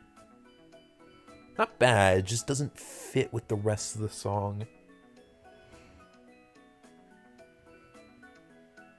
But then it gets right back on track.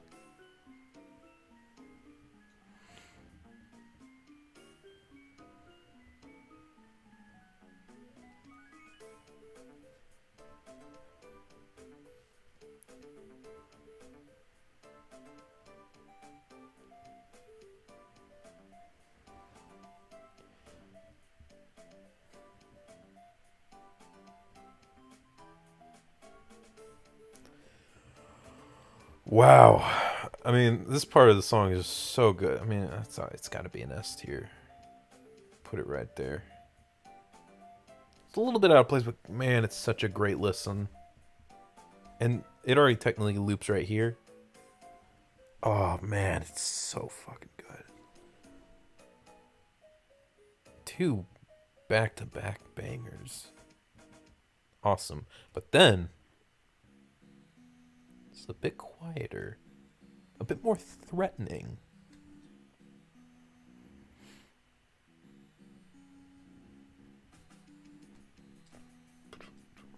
And then the beat gets introduced. I don't think I like it as much. It's intimidating, but I don't think it's nearly as good. I guess we'll listen to it, even though I think I've already formed my opinion on the entire song because I remember it. But we'll be fair.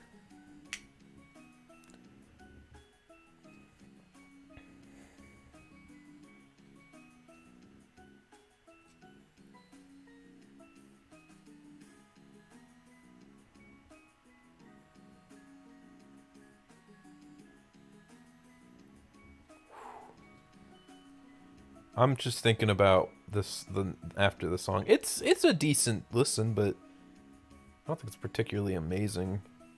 Put it like right there. Yeah, right there. It's a decent listen, but it's not great. However, from here on out until we get to the end, banger after banger after banger after banger. Like, look at this. Man, S tier is looking a lot smaller than A and B tier. That's about to change. We're just going to do that with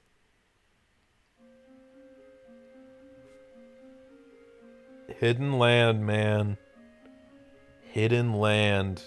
It's not like a super fun song to listen to, but it sets, much like Nintendo 64's Bowser's Castle, but in a very different way. It sets like an intimidating aura. Like, this is the end. This is where we go to a land that no Pokemon's gone, even though there's plenty of Pokemon, like fucking Tropius. But man, it's so good, man. Oh man, I think you also have some pseudo legendaries here. I think Garchomp, yeah, Garchomp, Dragonite. It's so good. It's such a nice song to listen to. And then it sets up. Oh, not yet. Not yet. We gotta wait for another one. And here we go.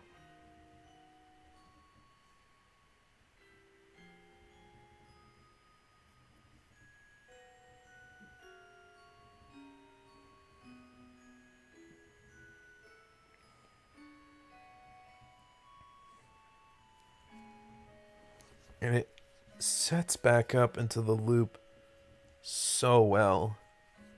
Because this is just kind of a quiet part, and then it loops back into the background beat. The flute. Oh, it's so goddamn good. The soundtrack from here on out is so good. S tier. Come on, man. Top of the S tier. For now. It's not going to be at the top for long. Now, I have one grievance. This song's excellent. This is a song they first play drop you on the hit you on the head with info that you were from the future. And I don't think it really works for Hidden Highland.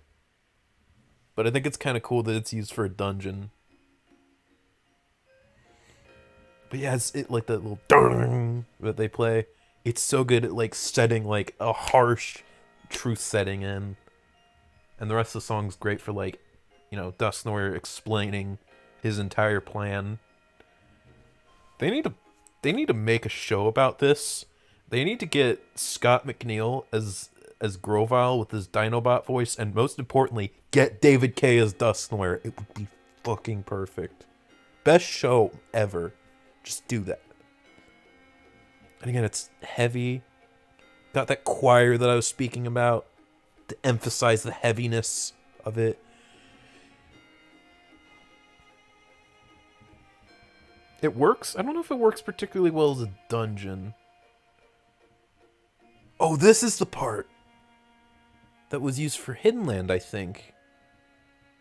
It's just a lot faster, but also slow. Some parts are slow, but some parts are very fast. That's why. That's neat. I didn't even know about that.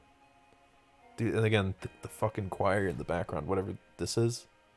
I don't know, but holy shit, man, the soundtrack's good. I think I like it more than Hidden Land. I think I do. Oh, no. Put this back. Dude, I just want to keep listening. The soundtrack is so goddamn good. Okay, next. Battle Against Dustnoir. It's very slow at first. Kind of weird.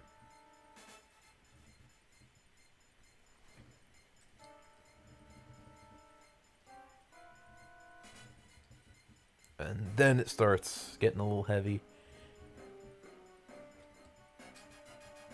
I can't do a good job explaining why it's so good, but man,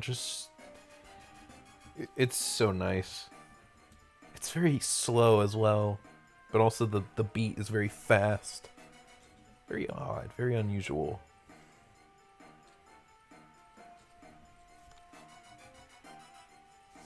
And then it gets slow.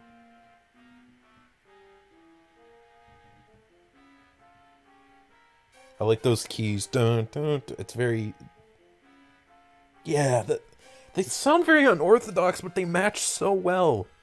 And then build up. And then bam. This doesn't sound like final boss music, even though it technically is. We'll talk about that in just a second. And then the build up. Or I guess, I don't know. Is this really? I don't think so. Kind of laying it down.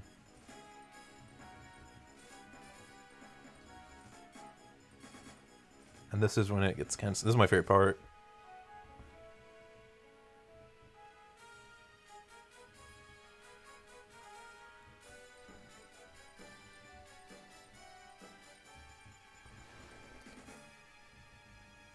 Very good. Very unusual for a boss music, like such threatening boss music. What's the one that people like to play? Ah, yes. Yeah, this part is the best part of the song. I don't think it's quite as good as the Hidden Land, but it is close. Battle Against Dustnoir is very nice. I don't think it's as good as Tree Shroud Forest either. Or Crag Coast, but yeah, right there. Very nice. I really like it. Oh, this is where we finally hear Time Gear. This is when it's revealed. Alright, you thought the reveal that you were from the future was bad. Every Pokemon Mystery Dungeon game has an explanation of why you gotta disappear. I don't know why it's like a trope every time, but it's really nice. The cool thing is the other is just like, oh, you saved the world. You don't need to be here anymore. This one's like, okay, well, you technically belong in this world, but you were a human. You transformed to a Pokemon because of an accident, but you're also from the future. So once you change the future, you go bye-bye.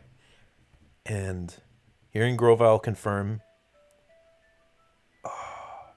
the notes feel a lot heavier. Man. It's so good. It's such a good way of, like, laying it on, like, yeah, you're gonna die. Holy fucking shit, man. The soundtrack is so good.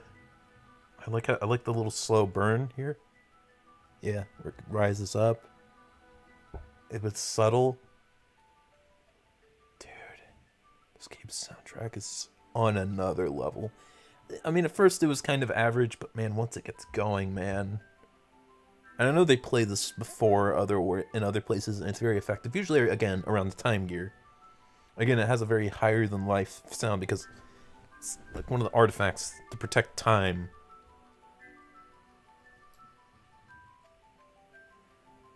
Usually they play the song either when you're in the instance, like, okay, so the Time Gear remix is when they're talking about the Time Gear. This plays either when it's at a very critical moment where you're dealt with terrible information. I think it's this, when you told you gotta disappear, and this is when you're kind of like, okay, well, if we don't, we'll do it. Everything's gonna be destroyed. But also, I think this is when you find out that Dust Neuer was, like, not who you thought he was, and Groval tells you. I could be wrong, but also this is when you're actually within the vicinity of a Time Gear. So like Time Gear Remix is like the rumors of the Time Gear. This is like being within the actual Time Gear. I don't think it's quite S tier, but man, it's good. Oh, and it also, ooh, we'll talk about, I just realized, although I probably already knew in the beginning. Alright, this is when it's about to get really good, even though we already are in the good section. This is an A tier. Right there, top of A tier. So good. Through the Sea of Time. It sounds like the invincibility star from Super Mario, but then it gets kind of heavy. It's very interesting. It's the same song that's used when entering the Hidden Land, emphasizing how crazy it is, but also Grovile leaving to the future with Dust Neuer. And it's pretty effective. I thought this might be my least favorite of the songs ever since you go to the future, or go to the Hidden Land, but it's still good. It's got a hint of sadness to it, but also a hint of epicness. The first time it's kind of got that because this is the final area. This is when the game's climaxing. It's kind of, telling you that we're reaching the peak. But now it's sad because it's like Groval's about to leave. Still very good. And oh my god. We'll talk about that in just a second. Through the Sea of Time is a good song. Right there. The Power of Darkness. I think I like a little better. I think I like this a little better. Oh, wait. Right there. No, right there. Actually, we'll move this down a little bit. There you go. Okay. So, this is where we get to our first sad song, and this is when I want to analyze this music. So this is a remix of Through the Sea of Time, but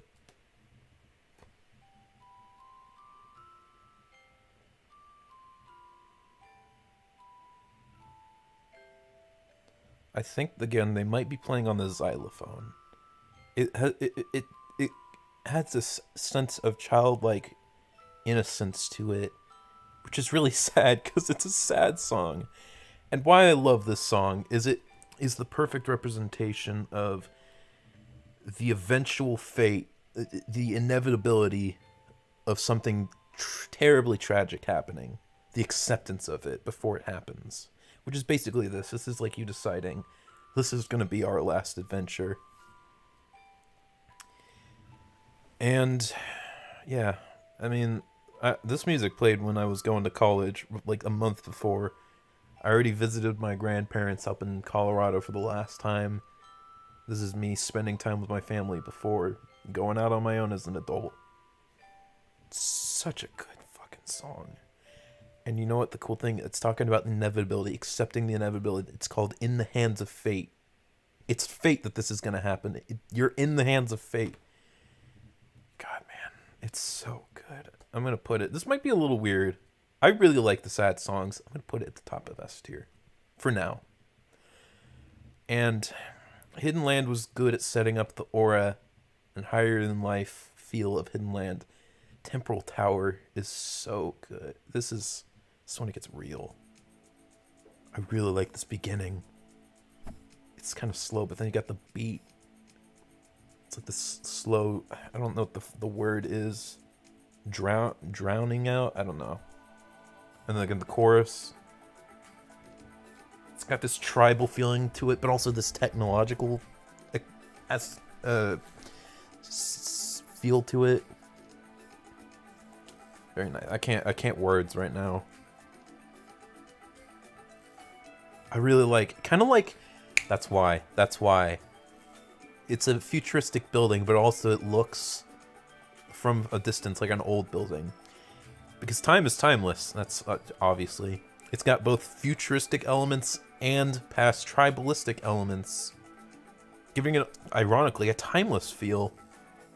But it also has this, this is it. No more Grovile, no more Guild, no more Dustnor. It's just you and saving time. You, your partner, and saving time. Nothing else to cut. It's just you and it now. And the song really amps up the feeling of this is it. You gotta save time now.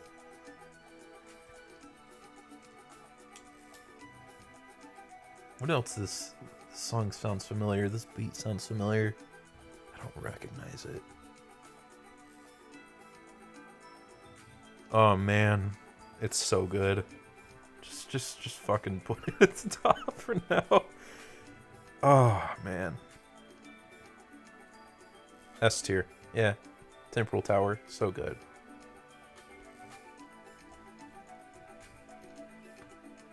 And this is like, I'd say probably the most epic sounding dungeon up until this point. So you think for the next part, it's probably gonna sound, oh, the ending sounds like In the Hands of Fate or Through the Sea of Time. That's probably why it sounds so familiar. But okay, this is sounding very heavy. So what did they do for the next part, the sequel to this song? Well, they do something even better. It's ominous. It's slow. They add the time ticking. Time's running out. It's so good, man. I think I like it more. And it's kind of cool. Like, the first Pokemon you see in Temple Tower is like stupid shit like Bronzor, Porygon. You start seeing Metagross, Salamence, Bronzong, fully evolved. I love that little violin string. It's so good, man. Do I like it more in Temporal Tower? I think I actually do. It sounds so cool. It's a perfect song to represent. This is your final battle, else the time's running up. Yeah, I mean, I just have to listen to it. The rest of it, man. The rest of it, we gotta listen to it. The violin, man. I think that the violin, actually. Even if it's fake, even if it's like a computer violin, it still sounds excellent.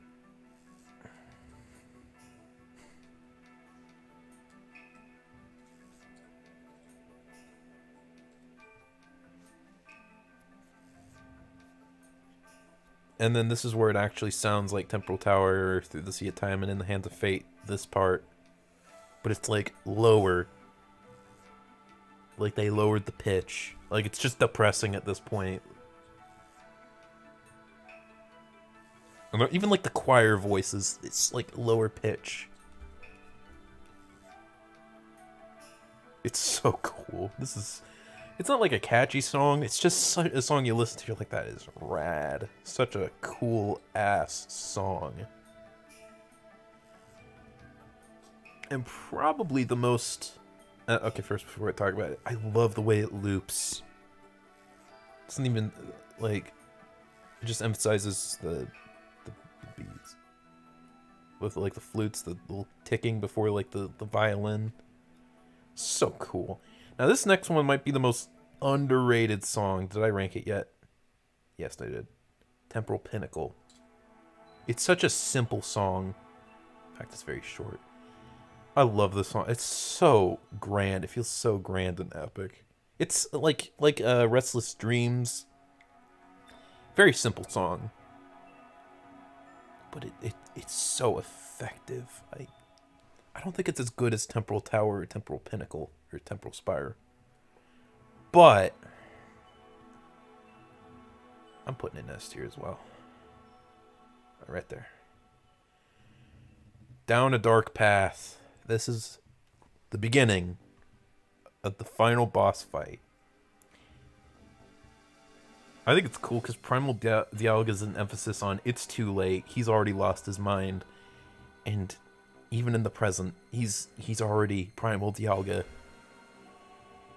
And I love the name Primal Dialga because it's just Dialga but like darker colors and orange, which is a great contrast.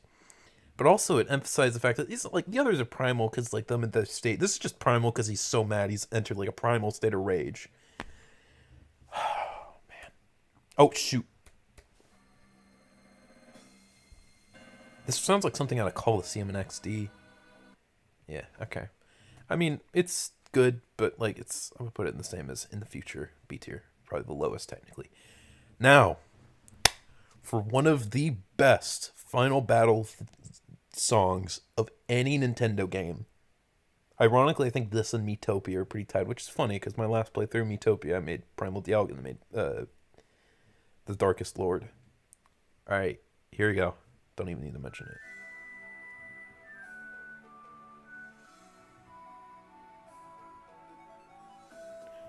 I think one thing that someone mentioned, it doesn't sound like the actual final, like it's the final fight. It's the most dramatic, but it's not like you're fighting the big bad evil, because Dialga's a victim of circumstances as well. It's so good. This fucking song, just already. I don't I don't need to put it anywhere else. What? I mean, come on, it's so fucking good, man. I don't even think I can't do the song justice by talking about how good it is. You just have to hear it. Talked over that part. Man, it sounds so cool. It sounds so cool. And this is, I think, the last epic song. Here's where things get kind of sad. This first song isn't really sad, but it's beautiful. It's nice, kind of. It's still. We'll talk about it in just a second. Dude, this song is so good. There's another remix that's really good. I think my problem is it's a bit slow. I think the fact that it's really fast really adds to this one.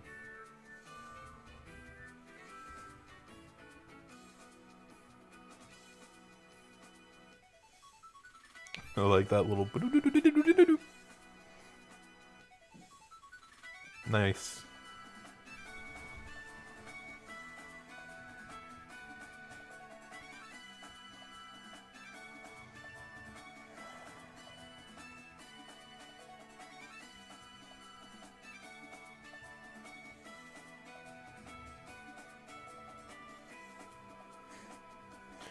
Oh man, it's great.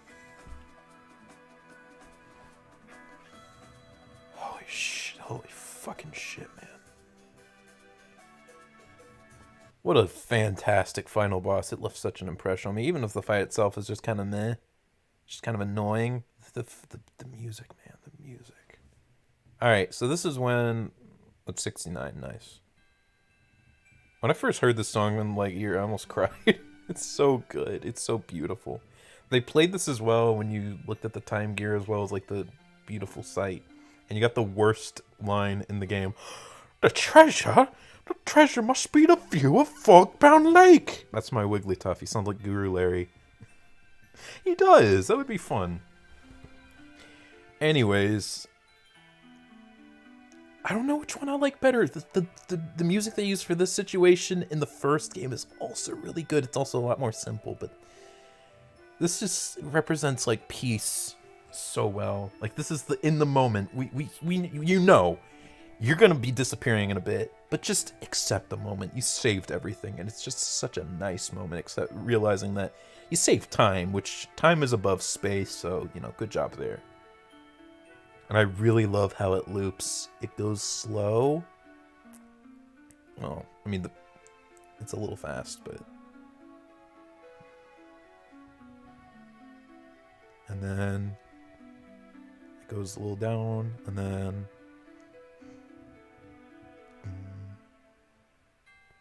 Such a beautiful piece. I don't think I wrecked that. No, stop doing that, you cunt. Oh man, it's so good. It's so peaceful. It's so good. I love this song. I gotta prepare myself. Now we gotta talk about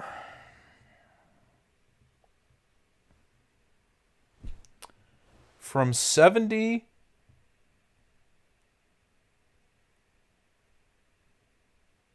to, I'd say, 77.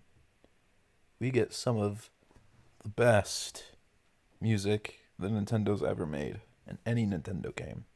And I'm probably gonna fucking cry my ass out. We gotta take it a little slow right now. Because there's a bit of a space between Time Restored and Don't Ever Forget. So, I guess I'll talk a little bit about this. I think the next three songs are pretty good representation of how it feels when you lose somebody. Now, in this case, there's a couple of ways you can lose somebody. It can be sudden, it can be slow, but this one just, it's kind of an in between. Your character's just finding out that basically, yeah, you're gonna die, but also they have their chance to say goodbye. And this song, Don't Ever Forget, is the perfect representation of that feeling when you're finding out that the person you love and care about more than anyone else is going away. That feeling, it captures perfectly. So let's just give it a listen. So it starts off slow, but also it's a good, punch in the gut. I don't know how you describe it, but the chord they use is really, it's setting it up. And this is you accepting it. And this is when your partner notices what's going on right here. And it's a very, very heavy song because it's a bunch of heavy emotions being slammed on you. And I think the structure of this is so perfect. And it's that's why I have to disappear. The character's kind of like, why? I don't understand. And this is when they're starting to... Now, technically, the song's already looped. Yeah, it's already looped. But I'm gonna talk about it a little bit more.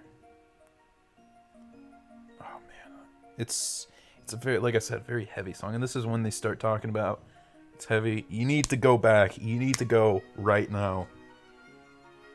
Very heavy, so that nothing like this ever happens again. The situation's larger than you as you're basically dying right in front of them. It's kind of heavy. And then this section's when you're starting to disappear. Now, this is a bit of a pet peeve I have. This next loop, their transition from this part of the song to the next should be heavier. It's just kind of soft, because this is when you're disappearing. They're like, no, please don't go. It's still kind of soft. It should keep rising, even when it stops, you can still hear it, and then drop, but it doesn't.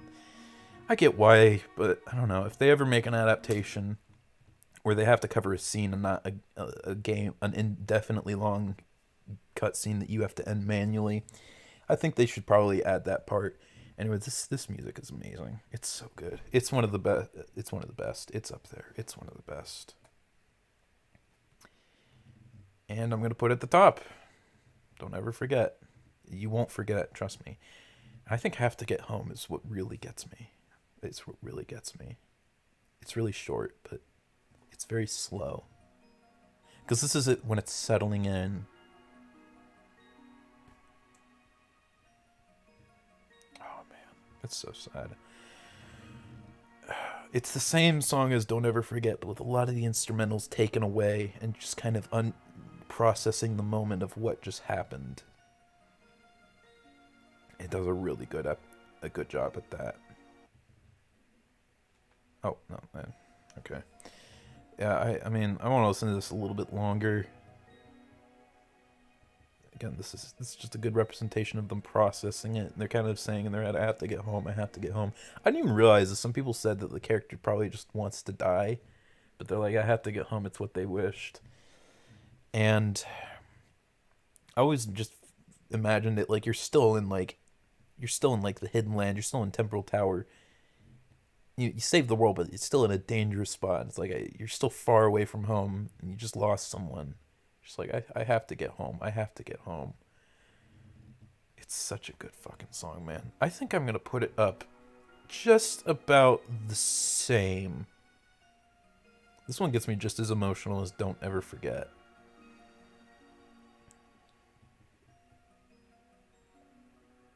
And Farther Away, this is where there's no going back. This is when you have to leave Temporal Tower, and when you have to leave, I guess, closure on the fact, I guess the acceptance. This is when the song is about acceptance of what just happened.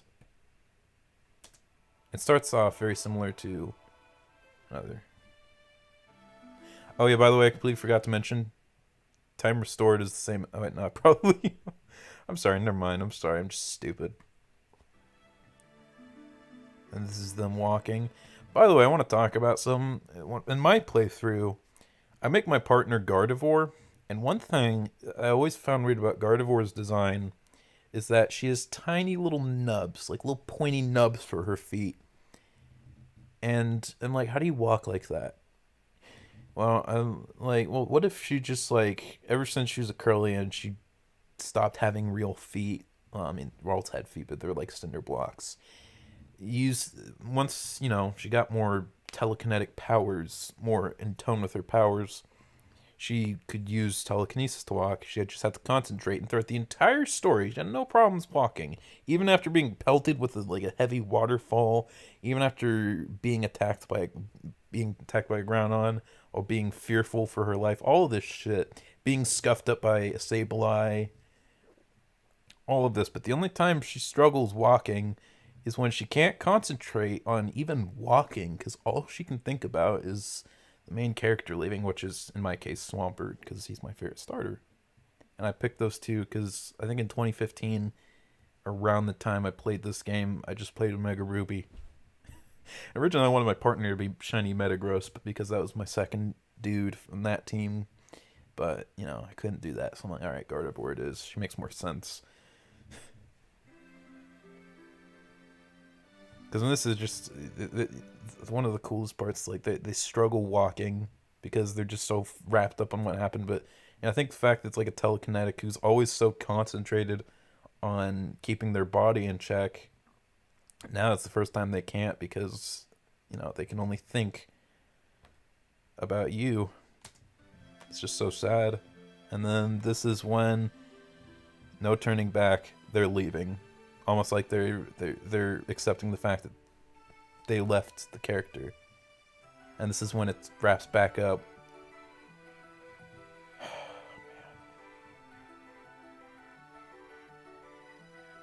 It's basically have to get home, but really fast. And they're crying. They're like, I'm getting farther away from the...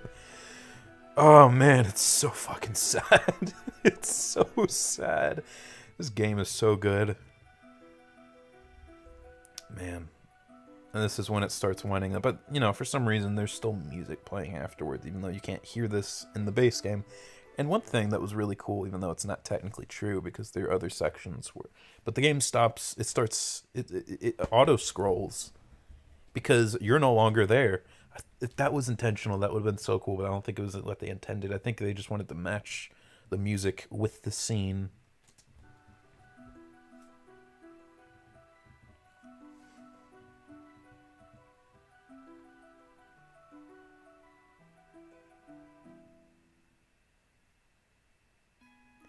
Alright, can you pause, you fuck bucket?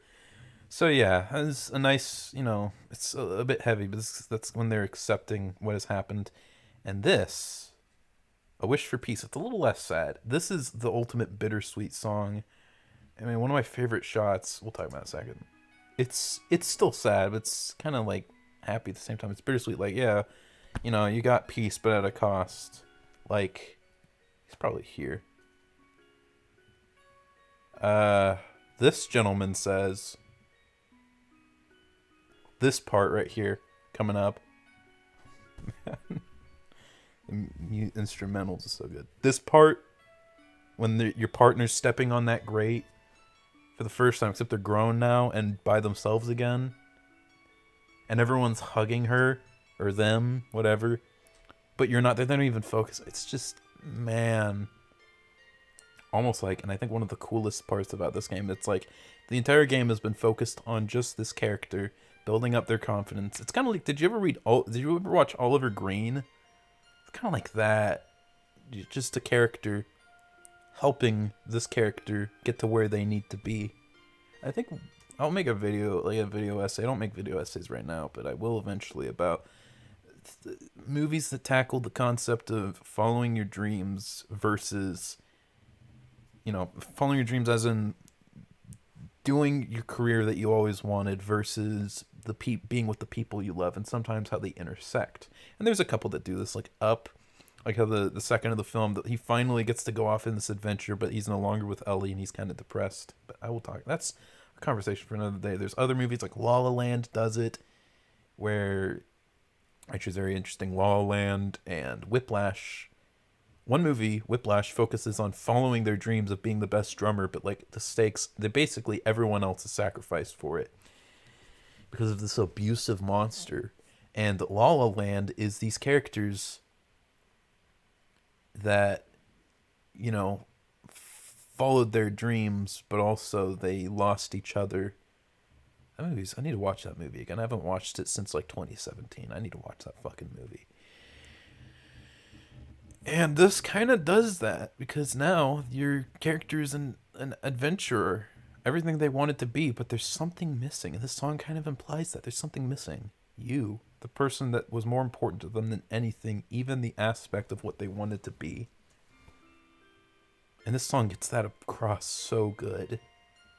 It also gets across the fact, oh yeah, by the way, we saved the world, but, at a cost. The ultimate bittersweet. Oh, you know what? I think I forgot. Farther Away. Farther Away is great. I think I'll put it right. I think I'll put it like right there. Yeah, Farther Away. It's good, but it's probably my least favorite of them. I like A Wish for Peace, but for very different reasons. Can you stop that? Okay. It sounds so desperate right there. I'll talk about that in just a second. I'll put that right there for a second. I just want to... Stop it. Stop it. You're not funny. Okay. This part, the song just sounds so sad and desperate. I don't know the words for that. This part. Oh my god. Oh, it's... Even though this isn't like supposed to be like a super sad song, man, that just breaks my heart. I think I'll put... Oh, time restored right there. Where did I put it? Right there. Where's A Wish for Peace? Where did I put A Wish for Peace? Oh, right there. I'm gonna put it right there.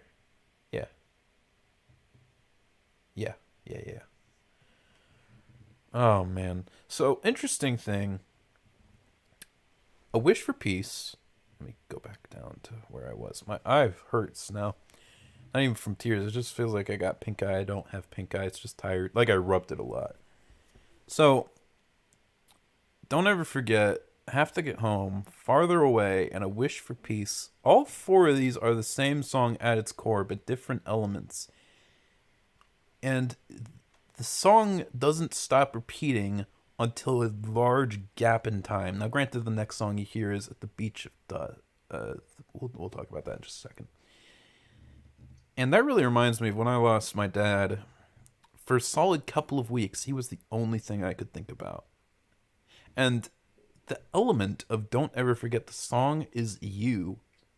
And, the different processes of the character's thinking of while going through the grief is represented perfectly with this music. Man, what a good ass soundtrack. Okay, so before we get to Memories Returned, which is a thing, we will go back to On the Beach at Dusk. So this song hits a little different. Literally, it does feel a little different. I remember the first time I played through this, I was a Mudkip and a Trico, and I got to see this again. It was a bunch of crabby. It's like, oh, look at there's water types. Almost like Mudkip. And I was crying because I didn't expect this game to be so fucking sad. But it does have this feeling. This is a lot more of a depressing feeling. It feels almost like very subtly but sinisterly pessimistic, as opposed to like hopefully optimistic. It's very strange how just the tone of the circumstances can change a song. But now, it's time to talk about my favorite song in the game. So the reason I evolve these characters usually don't evolve, but the reason I evolve these is because the actual growth and development is really nice, and well, I'll just say.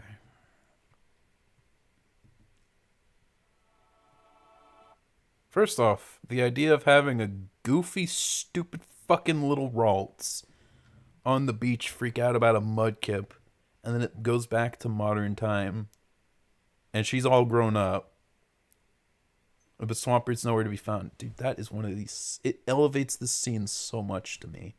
It's so sad. It's so sad, but just listen to this. This is the song that perfectly represents why do you get sad about when you lose someone? Because of the memories you had with them, what they meant to you. Because memories is what people mean to you, and this song, perfect for that. And again, it kind of starts. So the beginning of this sounds very similar to Farther Away with the choir, but that goes higher pitch, but this goes lower.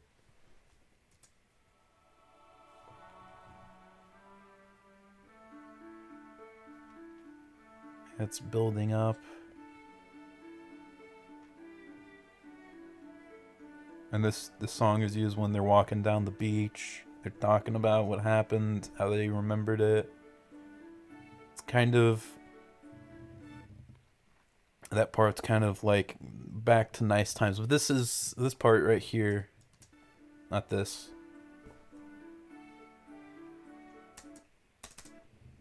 This part emphasizes the fact that they're gone now. And you're about to relive the entire adventure you had with them. And this is when our adventure began. And it goes back to when they were little babies. And one of them's dead.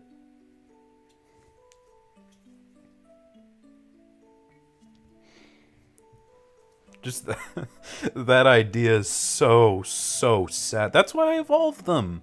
That's a lot more emphasized that, oh man. And it's building up. It's a little heavier now. And not just little xylophones. And it's still the build up. This is not the part they loop.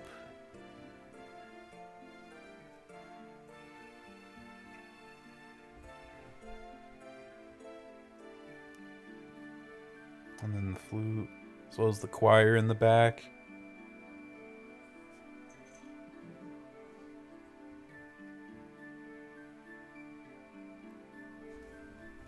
And then it gets quiet with the little violin.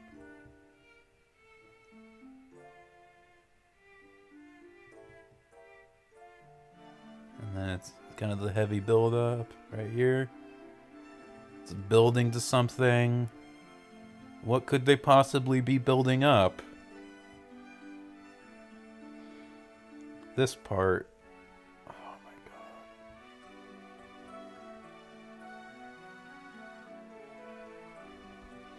Let's check something. Yeah. Yeah. Oh my goodness. Yeah, of course this would be the most replayed part.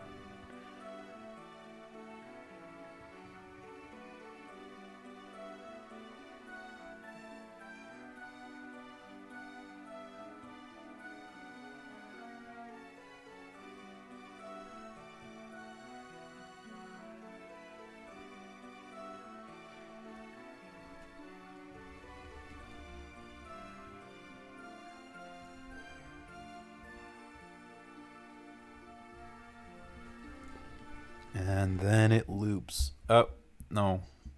Sorry. My only qualm with this is it does kind of loop a little early because then it goes immediately right back to the sad section. I feel like there should be a little bit more build up. But other than that, man, this is one of my favorite pieces of video game music, and it's obviously getting S tier. Now, did you think I was joking? Did you think I was joking? S tier is now as big as A and B tier. Man. And that's really the climax of this game, really.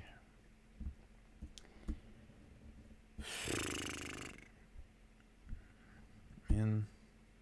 I mean, I'm surprisingly doing fine emotionally. That's probably just because I'm talking about it. I feel like I'd be a lot sadder if I wasn't. Alright. Oh, man. This is when the flood work comes right out to another person. Emphasizing, you save time. The highest honor you can do.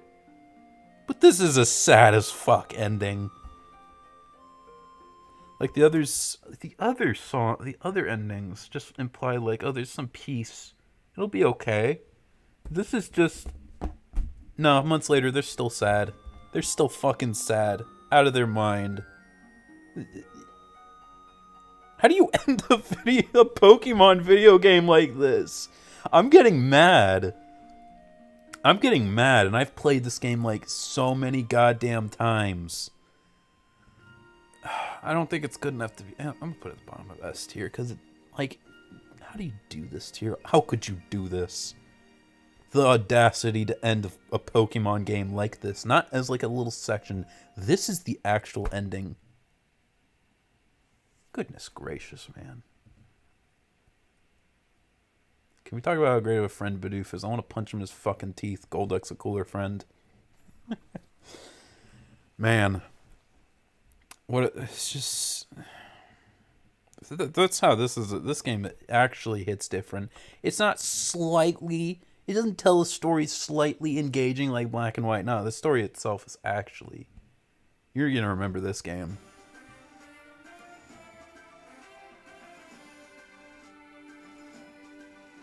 It's fucking triumphant music. It's still a little sad. This song just... If you could put the embodiment of a smug asshole song that you want to punch in the face, that's this one. Like, it sounds like it knows what it just did. Like, yep, this is the end, you assholes. Like, why are you so triumphant? But it does have this aura of, sadness, but still, it feels like it's rubbing it in your face that you're gone. Honestly, if it didn't even have the after credit scene, this could have been one of the best videos. How do you do this, man? It's so good. I love those chimes they use. And then this part. It's so mean. Oh, man. Is this the most replayed part? Yeah, it is. I do like this after section part. It actually sounds a little sad.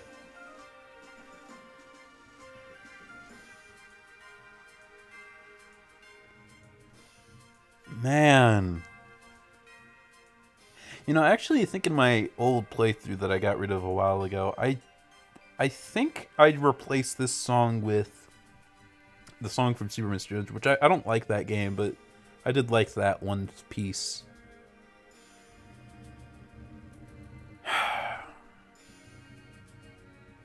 But we're not done yet. It's a bit somber right now, but get back to it.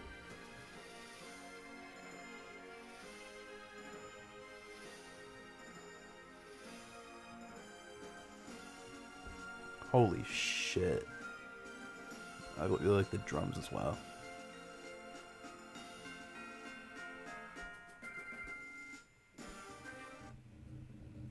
Fucking Christ, man. I don't know if it's quite S tier, but I'll put it at the top of A tier.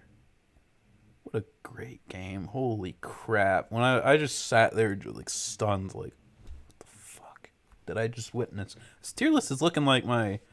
Oh, I don't know. It doesn't really. I was gonna say it almost looks like my Pokemon Red and Blue Pokemon Gen 1 roster, where we just have a couple things down here.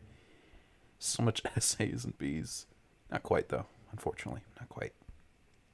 And then, so in my Bionicle wrap up video, I did. It's funny. I referenced both Veggie Tales. It's hokey. It's stupid. It's corny. It's kind of cringy. Kind of a funny way to wrap it up. And then I decided, you know what? I finally got my Toahyuki minifigure. And he's riding a Carnotaurus. Ignore that part. I don't know why I said that. But I was like, you know what? Since I made a big deal of Toahyuki, I was going to make a little joke about him in the part 2, but I couldn't get it. All of a sudden, like, on the final day of recording, he was in an envelope, by the way. It's like, what if I just throw this in as a reference to this goddamn game? I'm just like, there we go. Now it's fixed. I'm stealing from Donkey, I know, but now it's done. Now we can conclude it. Even though it's not sad, because it's just a fucking ending to my Bionicle review. But, like, this music, man, this perfectly captures the, like, the reunite, because it's kind of undoing the effect of what this ending of the game did, but it does it in a way where you can't be mad because it's so sweet. Oh my god, man. It's so sweet. Slow feeling like, am I really seeing this? Sit on the silence for a bit. Go! And then they reunite. It's so cute, man.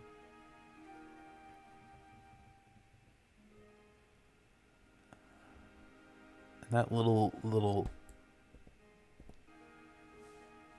no, not this.